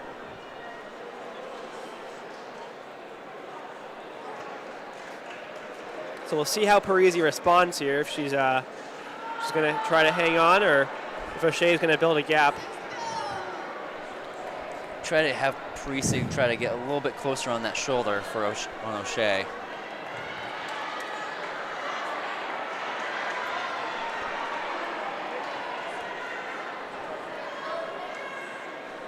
And now Parisi is actually going to make a move past O'Shea. So another back and forth. And now she's starting to build a gap. We'll see how O'Shea responds now. I can't remember. Was it Aaron or was it her Caitlin sister was in the 1,000. Right, but which one was running the 300 indoors last year? Ooh, that's a good question. I completely forgot which one it was, but one of them was running the 3. I for a little do not bit there. know the answer to that question. I'm going to relinquish my microphone. 72. You will be joined. Didn't mean to come off there, but we got now officially Gunnar Courier joining us on the mic. Youngest Boston Marathon finisher last year. Yes, that was very fun. Good time. Gunnar, welcome. Thanks for joining us. Thank you. Thank you for having me. So we hear you have the inside scoop on the 1,500 here. Yes, it is Peyton Jocelyn, my sister's boyfriend, versus Carl Russell, my best friend and former training partner. So who are you cheering for then? I'm going to have to go Carl. All right, that's fair. That's fair. Peyton had a really good 600, so we'll see if that can translate into this 1,500. So we're looking to see where we think we're going to see between these two. I'm hoping Carl can get out in some good positioning and then just hold on. Peyton obviously has that just monster kick, so as long as he can get away from that early, I think he sets himself up pretty well. Well, I think even for Carl, if he just kind of sits and pitch. I'm so used to Peyton having his sunglasses on, I hardly recognize him. I know. Just like Chris Stevens back in the day, just always rocking the sunglasses. What, decided that indoors isn't a good plan to wear sunglasses in? It's like Wesley Kipto with the gloves. Yes, exactly. So Jocelyn has opened up the lead. Got Bob, our head referee, making a little cameo in our camera shot here. Gotta love Bob. He follows me everywhere. I see him at meets. Saw him in Texas a couple years ago at a Junior Olympic meet. In Texas? Oh, cool. Yeah. He is. That's a random spot to find Bob in. Well, it was a USATF national meet, so. I was thinking you're just like, at a random restaurant in Texas. That'd be pretty crazy. That would have been nuts. Yep. Peyton going around some lap traffic here. Seems like Peyton's kind of just picking up as he goes. Yeah, he looks nice. He looks smooth and comfortable. Yep. Carl seems to be at about 30-second laps, so he's going to pick up a little bit if he wants to break 4:30. Mm-hmm. He's had a tough job because he's all out in his own. He doesn't have traffic to kind of work with feed here. Off of, yeah, I mean, he's starting to gain on them, but he's still out of eye shot of them.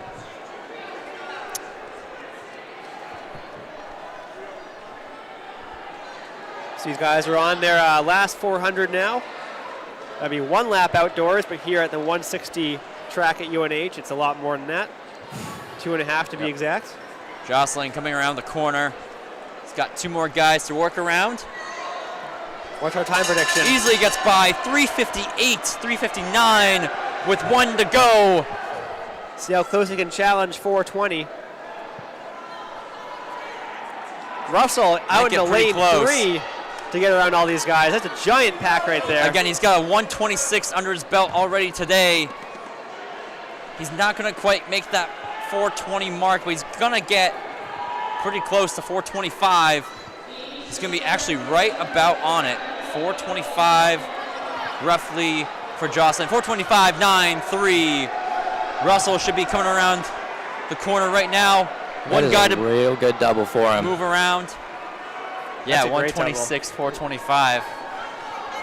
It's no joke there. Russell comes through right around 443. Runs that 443.34 for Russell. Got the rest of the pack flowing in, coming through. Brunges with a double too. He ran a pretty good 600. I think he ran about 130 something. Yeah. Was he third place in the 600? I think so, yeah. He ran around 131. Double bronze. 427.37 for Brunges. Yeah. Coates 458.01. Where we got the first call for 4x4 relay. Reinhardt 459.31. We got Lambert 5:03.94. For guy from Winnacunnet, Z Lapierre 5:15.80. Towsley 5:19.74.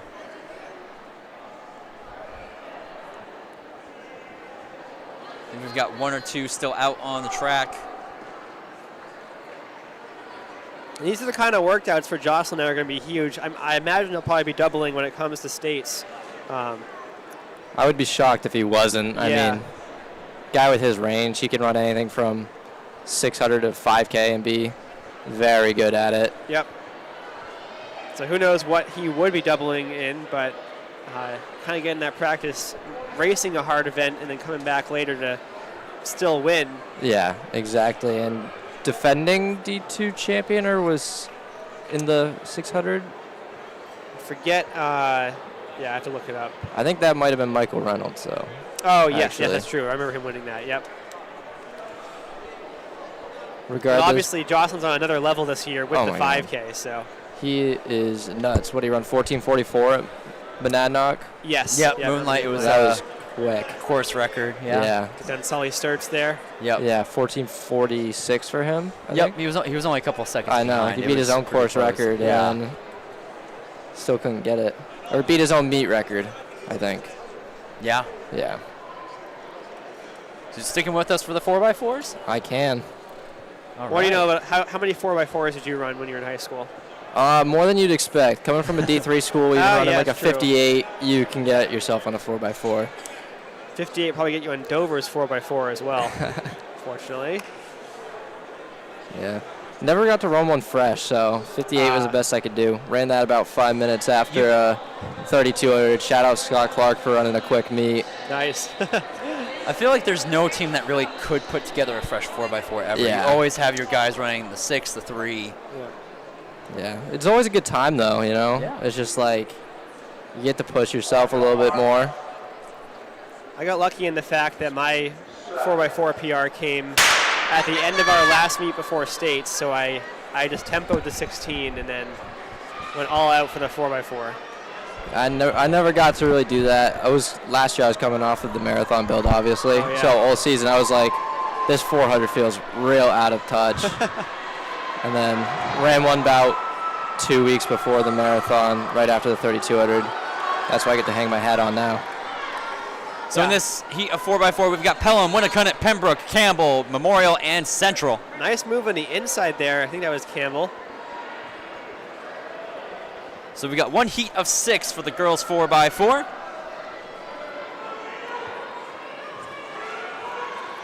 Get to see some handoffs. Those So are always second fun to handoff watch. happened off screen. Looks like everything went smooth there. Into the second one, Pelham up front, followed by Memorial. Then Winnacunnet. Winnacunnet makes a move around Memorial, trying to gain on Pelham. Battle back between Campbell and Pembroke. Looks like Winnacunnet. Oh, I think Winnacunnet did not get their handoff. Wait, what has happened there? I think there was a lot of confusion with the handoffs. Winnacunnet now is able to go. Did they drop baton? Winnacunnet's out, or I don't even know what happened. I think they went beyond the zone. Pelham seems really confused. I think they didn't understand what happened. I don't know what happened with their handoff there. I wish that was on camera.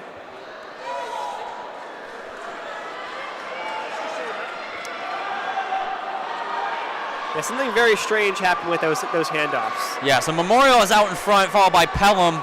Winnacunnet's trying to work their way back up. We'll see what the results say. All right, I think what has happened, I think the first Pelham girl ran 3.5 laps and not because I think she didn't hand off the first time. Making a strong move around.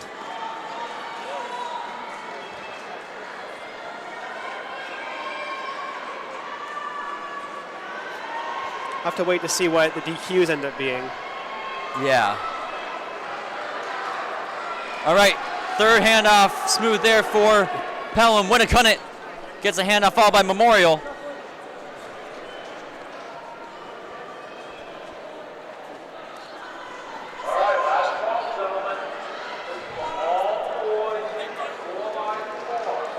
So it seems like it's pretty spread out now. Yeah, because I thought the handoff was late from Winnicott. Winnicott was definitely a late hand. I think they're going to be DQ'd. I think Pelham's going to be DQ'd as well.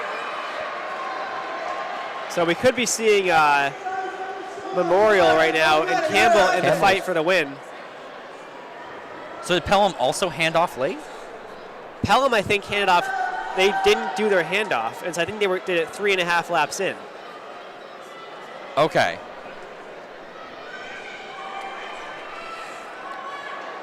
That sounds like something that we haven't seen happen. Yeah. Either way, for now, let's assume that Winnicott's in front and Pelham is in second, and see what happens the rest of the race. Yeah. We're going to see our third handoff here. Memorial's getting right back up in there. Oh, yeah. They have a good third leg.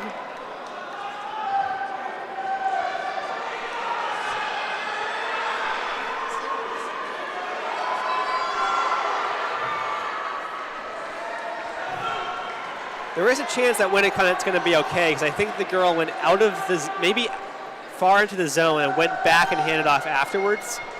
I don't know if she ever left the zone, but a handoff did not happen outside of the zone, so.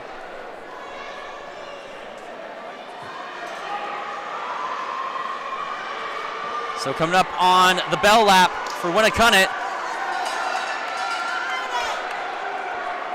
Again, we'll see what the results say here.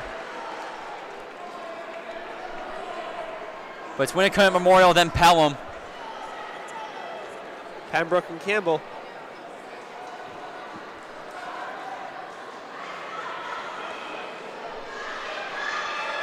And you never know in this race who's fresh, who's raced before. It's always a mismatch of teams coming in.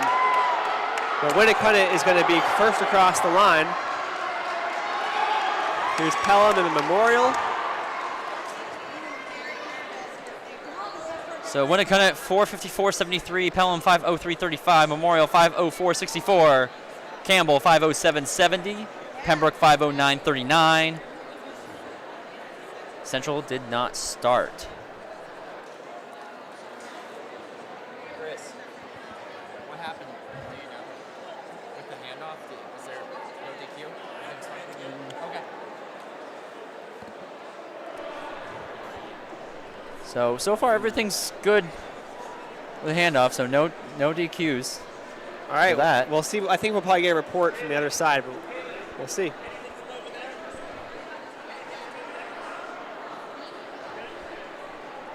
Yep, looks like everything was good. I swear that Pelham girl ran her first 3.5 laps.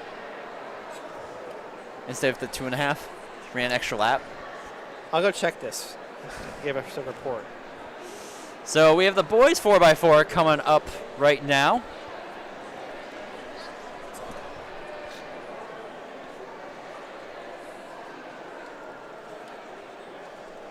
I wish I could turn around, but I've got other things to worry about. All right, Gunnar, you'll have to be the eye on the backstretch for us. All right, can do. You gotta critique these handoffs.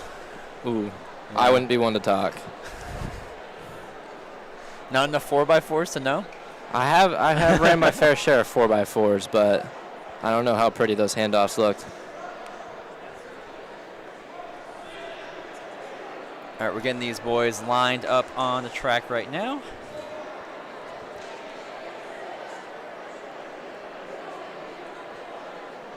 So on the track, we should have Milford, Central, Epping, West, and Campbell. I think we have all 5 teams here. Looks like we do.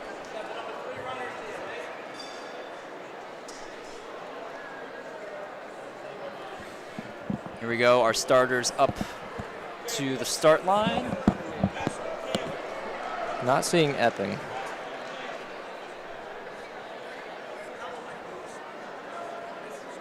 Nope, you're right. We aren't seeing Epping. Again, it's too many blue jerseys for me to keep track of sometimes, so I think I was counting when I cut it down there.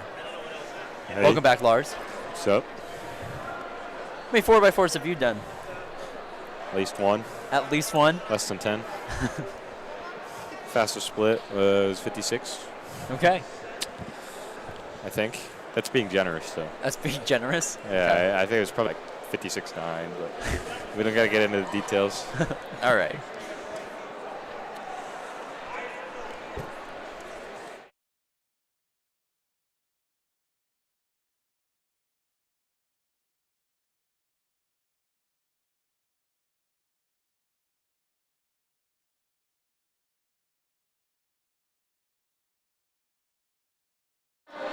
All right. First heat of the 4x4, 4 runners coming on.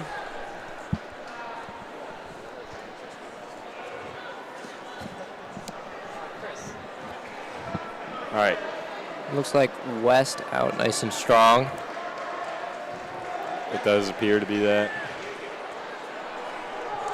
Still got some company from Central and Milford right behind him, though. Are they supposed to just merge out the gate like that? Yes. Okay. They 4x4s. They have a waterfall start here. I Kind of interesting. don't like it, but it happens. I think that it's way. kind of cool. I never started a 4x4 here, so I don't have experience with how that goes, but it can get ugly pretty quick My sometimes. freshman year, I ran a 4x8 here, but I think that's the only relay I did. 4x8s here are actually not terrible, and even 5 laps is actually pretty nice. I think I ran like 2:32, and I had already broke 5 in the mile. Tough day. Manchester West looks like they slowed up quite a bit. I wonder, hopefully they're okay. Central first to that handoff. Yep. West able to get through that handoff. Jacquette from Milford closing in. So Central, Milford, and West are your top 3. West is closing up that ground on Milford. Yep, he's coming up on that shoulder. They're going to come up on 1 to go before their third handoff, or second handoff, excuse me, third leg. Milford holds off West.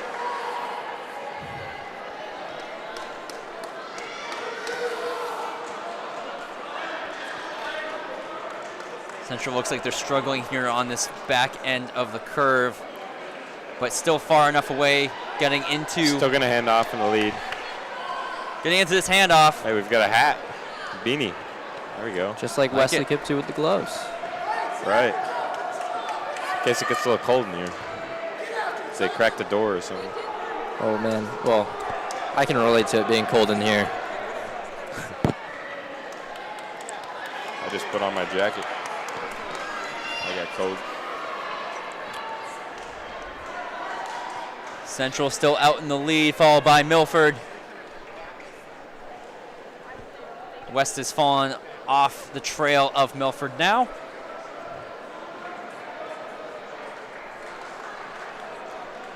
Should have 1 lap to go before the final handoff to their anchor legs. Central still got it. Central has vision now on Campbell to start looking to lap. I'm sure that will happen once we get this handoff done.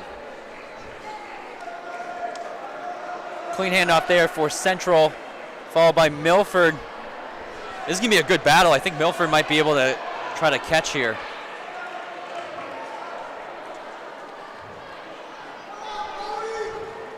Yep. Looks like he's putting in the work.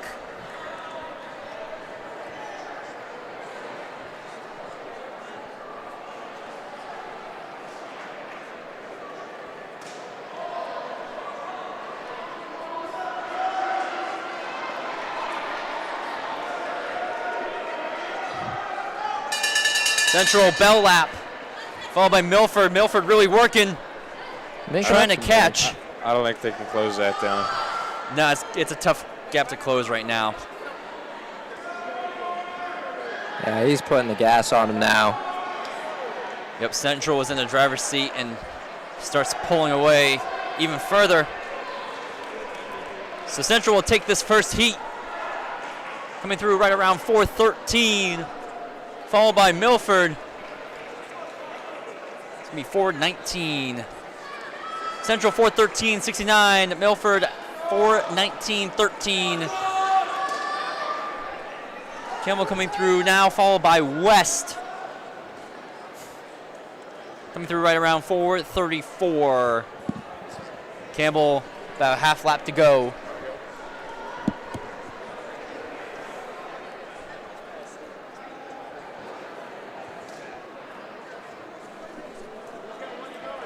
Campbell coming around the corner into our final straightaway. West, I think, just ran an extra lap. Is West still running? He is. Yep. It looks like he's still running out there. Well, Call that the 560. Yep. I guess so. I think somebody didn't tell him he was done. He's still going. Yep. Oh. Okay, now he's good. Okay. Campbell 4:56.48. We are officially, he just ran 5:60. A little more almost. Actually. Yeah. 580 maybe. And we got Heat 2. Winnicott, Pembroke, St. Thomas, and Pelham. Tell you what, that's got to be painful. Yeah, going and expecting 400, running 560. Ouch. There Wouldn't we wish go. that We on got- anybody. No. No. So Pembroke comes in. Oh, excuse me. Winnicott comes in with a time of 3:35. So that'll be the first time we see a team go under 3:40 in here so far. If Winnicott can do it. I mean, if any team can do it, it'd be Winnicott.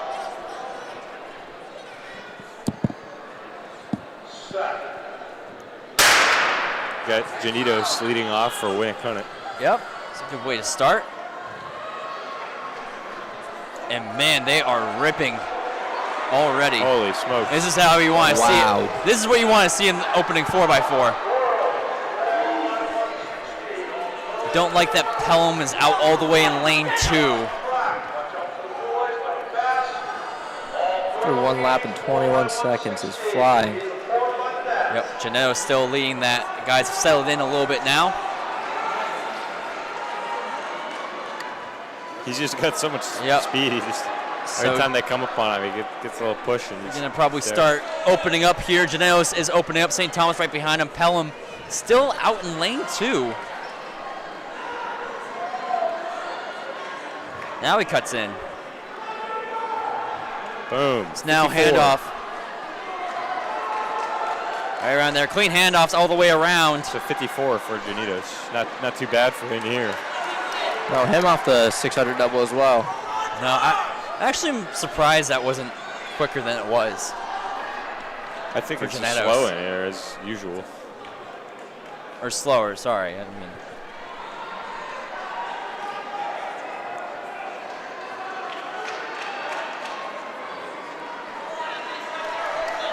Oliver Shartner giving good chase.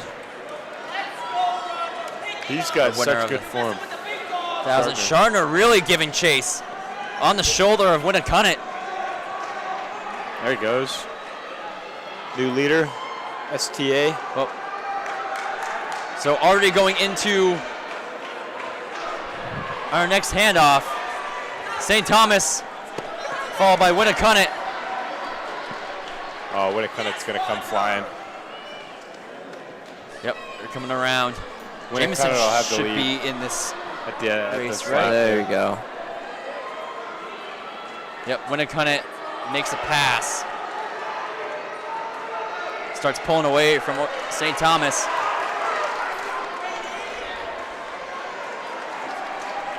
Let's go, Brady.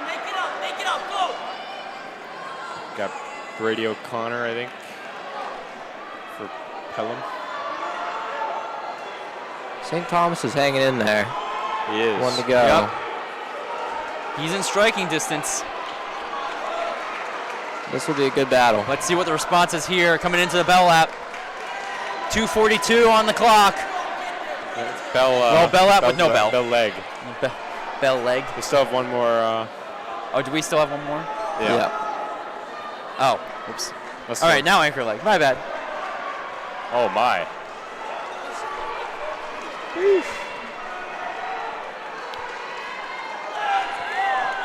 All right, Winnicott starting to pull up away Is that Jameson? from St. Thomas. Winnicott? I think that is Jameson, yeah.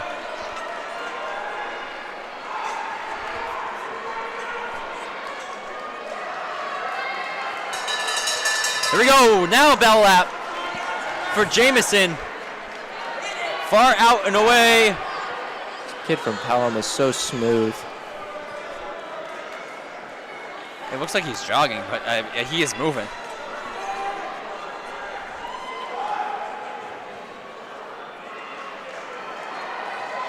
So Jameson going to be coming through for Winnicott right around 3:49.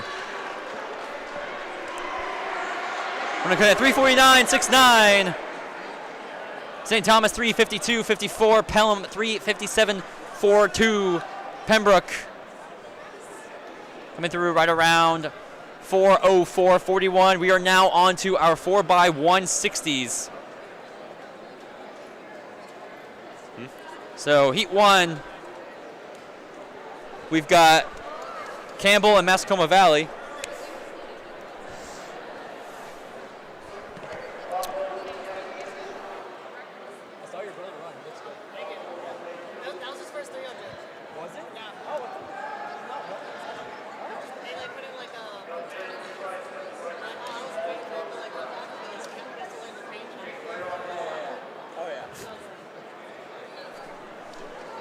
So two teams, I think, actually we have two teams in each of these next heats. So we got 4 heats, so the girls 4x160. Our start line is over here. Can't really see them, kind of see them in the distance. Now Gunnar, are you having 4x160s under your belt? I actually do, yes. You do? I do. Interesting. How many of those you got? Not that many. Probably like 3 or 4, I'd say.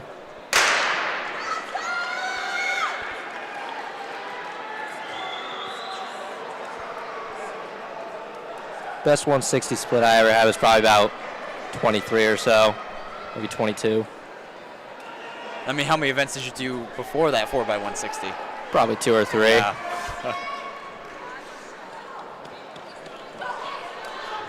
At that point, it's just probably more of a really fast stride for you at that point. Yeah, it's just whatever you got left. Just throw it out there.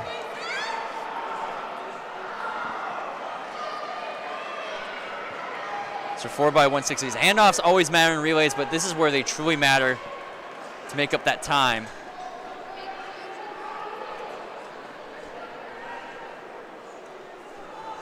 Campbell comes through. Good handoff here. Clean handoff for Mascoma Valley as well. Georgia Condi off of the shot put double.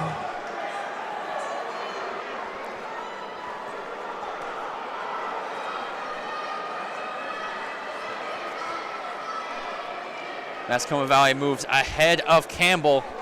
Switching up. Sister coming through anchor leg. Mascoma Valley, good handoff. Campbell right behind by about 2 seconds. Got some ground to make up. Campbell is on their way. Campbell is gaining slowly. Gonna make up the ground coming into the corner. Let's see it. Slingshots around. Let's see if she's got enough. She does. Pulls through right around 146. For Campbell, 146.55. Mascoma Valley, 147.09. Gonna move right along to Heat 2. Milford and Epping in this matchup.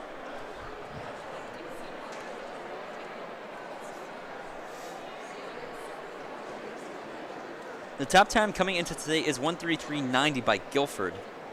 And this is where Sawyer will be running. So Sawyer's only run the 55 today. No 300? So she should be. No 300 for Sawyer. Yeah, I was shocked by that. Yeah. I see we got Sixon in here. But I mean, her other 3 teammates ran 48 and under. So. Man, they are going to have a 4x4 squad. That's what I was saying. Yeah, their 4x4 squad should be looking pretty darn good if you factor in Sawyer.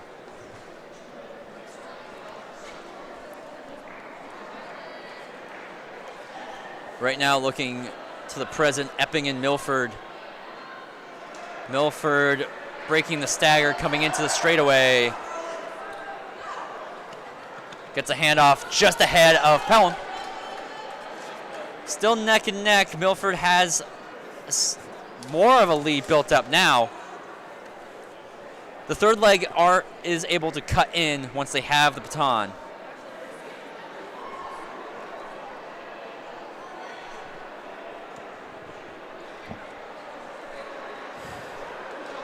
Milford. Handoff there. Epping gets the handoff here. So big lead for Milford now in this heat.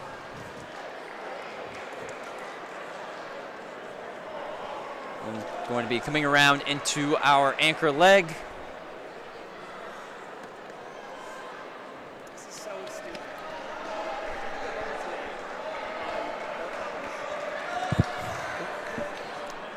I'm gonna be up there.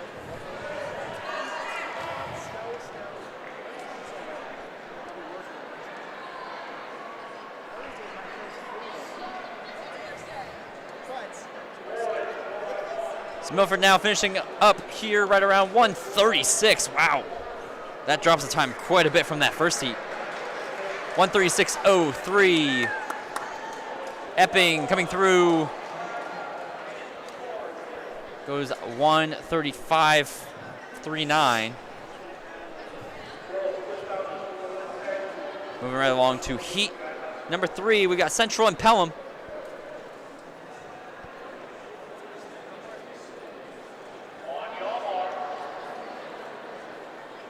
I think I was saying Pelham that whole time instead of Epping. Just realized. Happens. Oh well. Oh, I'm My apologies. seeing That what was it is. Epping, not Pelham. Look at the top right of that box. Top fans. Let's go, Auburn.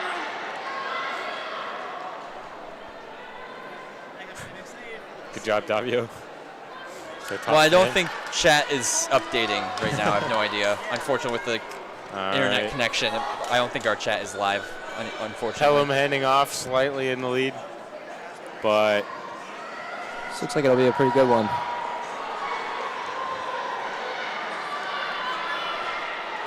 so with the arrows being where they are, but they still have another turn before they merge.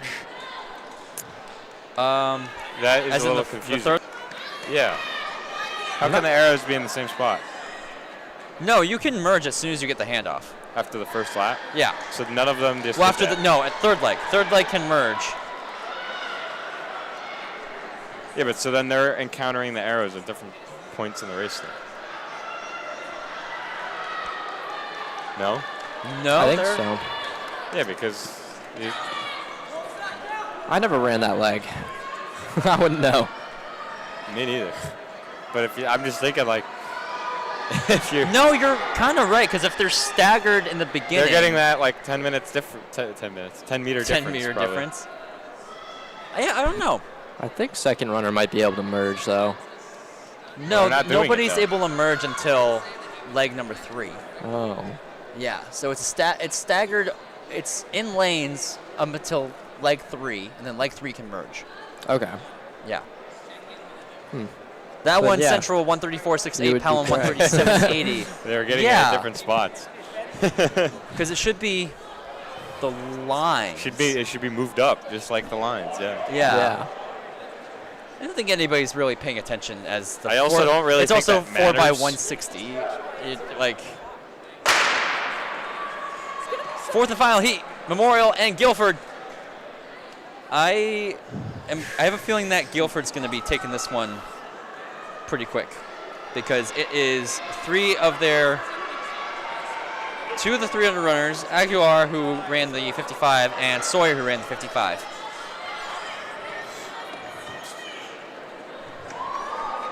If this order is correct on their end. Northeast? Yes. I said north and I said east. Northwest is Guilford has about 5 meters on Memorial.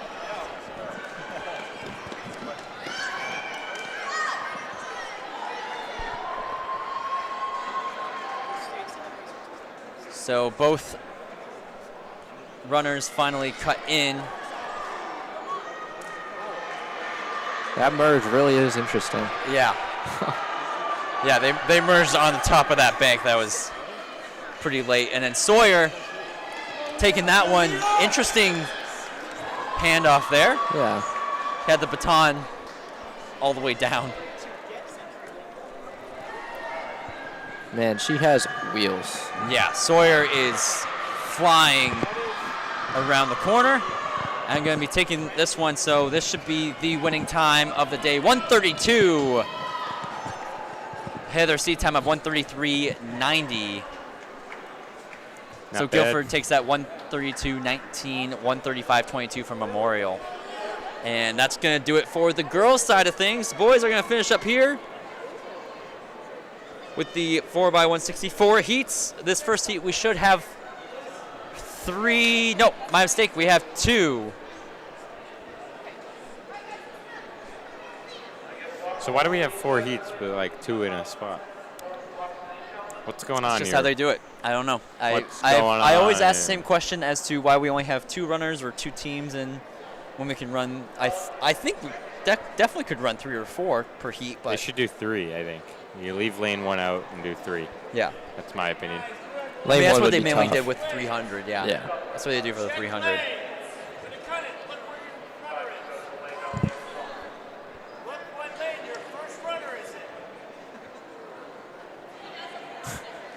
Yikes. All right, Gunner.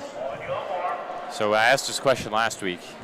Would you consider this a 1v1 or a 4v4? I'd consider it a head-to-head. That's not an option. Well, head-to-head's technically 1v1. So yeah, I guess so in a way. I Yeah. would say 1v1. 1v1. 4v4 would feel like if you had 8 runners out there, and then you just tally up their times at the end of it. All right, Campbell leading the way. Fair way to look at it. Far ahead of Winnicott.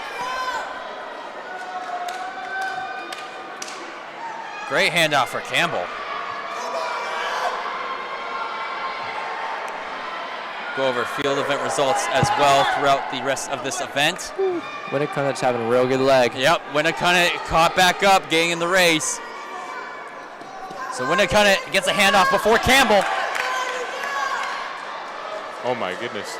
And Campbell Overtake on the speeds. inside. Winnicott missed an opportunity to cut in, and Campbell He is takes hauling. advantage. This is a great heat to start with. Campbell Oh my goodness. This Pulls dude it out. is moving. gaining got right about burners. 10 meters. You do not want to be on the track when he is coming. Campbell. Campbell well in the lead. Winnicott now wrapping around the corner. That leg was one of the more impressive things I've ever seen. Wow. Great leg for Campbell to put them right up front. Campbell now Boom. coming in 124 unofficially, 124.62. Winnicott now comes through. 7-second gap. That was a good run right there. Yeah. That's a pretty good time for here. 132.25. 7-second gap, and they were in the lead with 2 to go. 2 legs to go. 2 laps to go. Both of those things. Hey, your guy Dean won shot put. Yeah, he's Pretty big throw. 52 feet 2 inches. Yeah, he is an animal. Yeah. He was right up there last year, so he's back in it. Yeah, I think he won last year. Yes, believe Yeah, so. and then outdoor he won. He won both throwing events for outdoor last year. I mean, Yeah. he's looking real good. He looks real comfortable throwing shot now, which is good because his main event that he really likes is the discus. Girls long jump, Seneska of Central jumping 16 feet 9.5 inches. The second heat of the boys 4x160, West End Somersworth. Blues.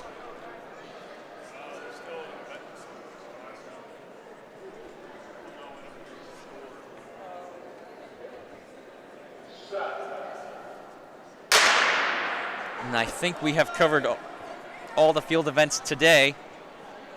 So again, you can check out all of our previous results over at live.sstresults.com if you haven't already. And you can always watch back the races. Absolutely. We will have timestamps available once the day is complete, so you can go back to your favorite parts or favorite events of the day. Or the session, I should say, because we still have an afternoon session. Interviews on the Instagram. Yep, we sure will. Instagram will have it on their story as well as our feed, so take a look over there for all the interviews from today. Hopefully we're able to get all of our winners today. West out strong in this one. West has got a pretty good 15 to 20 meter gap on Summersworth. Both of them are flying right now coming into this turn. Summersworth is gaining up a bit of ground. They are now within 5 meters. Depends on the handoff. Bad handoff. Summersworth had the better handoff there. Larson of Summersworth. Yep, Summersworth going out into lane 2, trying to make a move in the straightaway. Summersworth still in lane 2, trying to make a pass. I don't know if he's going to have it. Just not enough. I think he went out too far. I'll tell you what, that West kid was smooth. Yeah, 127.16 for West. Summersworth 127.43.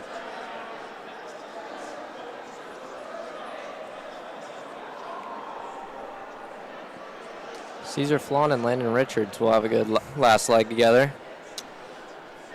Funny enough, Jocelyn was actually faster than both those teams still, running 600 when they ran 640. Man, that is...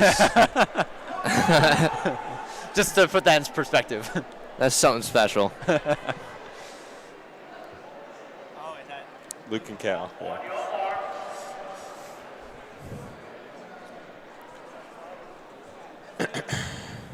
That's funny you figured that out. Oh, I forgot I'm on air. My bad. Sorry about that, guys. Tyler distracting Lars over here off mic. We've got Interlakes and Central for this third heat. Second to last heat. Again, you can tune in later with us on our afternoon session starting at 2:30 p.m. You guys say I don't think there's anything better to do than to join us for that afternoon session? No, there's not. If you're not there, then you're square. And if you're there, then you are around. I guess. I don't know. Cause Central comes through. Great handoff for Central. Interlakes.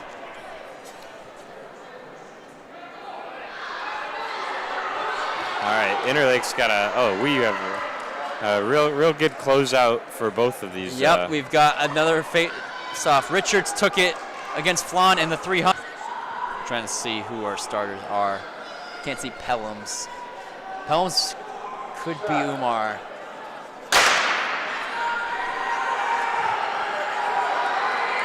All right, this is it.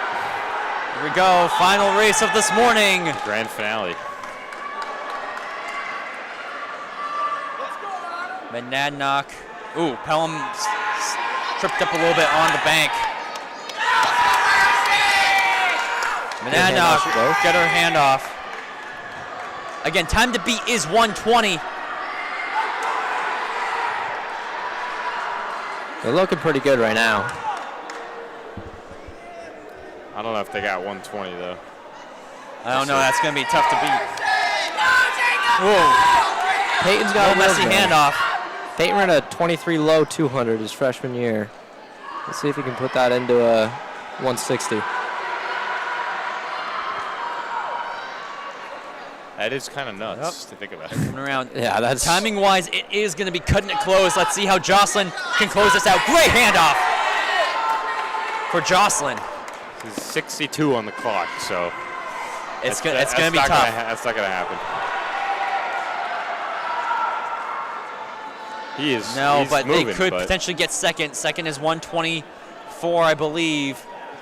He gets close. 121. 19 second last leg. That is 121.26. Pelham right around 127. 127.37. So that's going to do it. That kid's got range right there. Oh, yeah. Oh, yeah. Sure does. That was a heck of a day for Jocelyn right there. So, oh. But yeah, a little cameo from Central there. I don't know who that. Actually, don't know who that was, but that was great. He picked perfect timing on that. So we're gonna close it out here. Gunnar, why don't you tell us what's happening next for you? Just training for the rest of winter break, and then racing Plym, probably a 5K on the 21st, I believe. Nice, sweet. Where's that? Good stuff. Plymouth. The 5K at Plymouth? Yeah. Oh, that's cool. That'll be fun. That's where my 3K PR is at. Cool. Oh, actually, I might see you at that meet. Yeah? Yeah, I'm gonna try to compete in the 8. Oh, perfect. Yeah. We'll see you there. I think, yeah, their next homie, I think, is also the alumni meet. So. Oh, yes. Yeah, because we Yeah. have Connor Wilcox on the team now, and he's Oh going yeah, to race in there. So. Yep. I was teammates with Connor for I think 2 years now. I can't remember. I was teammates with him for a while. Yeah. So.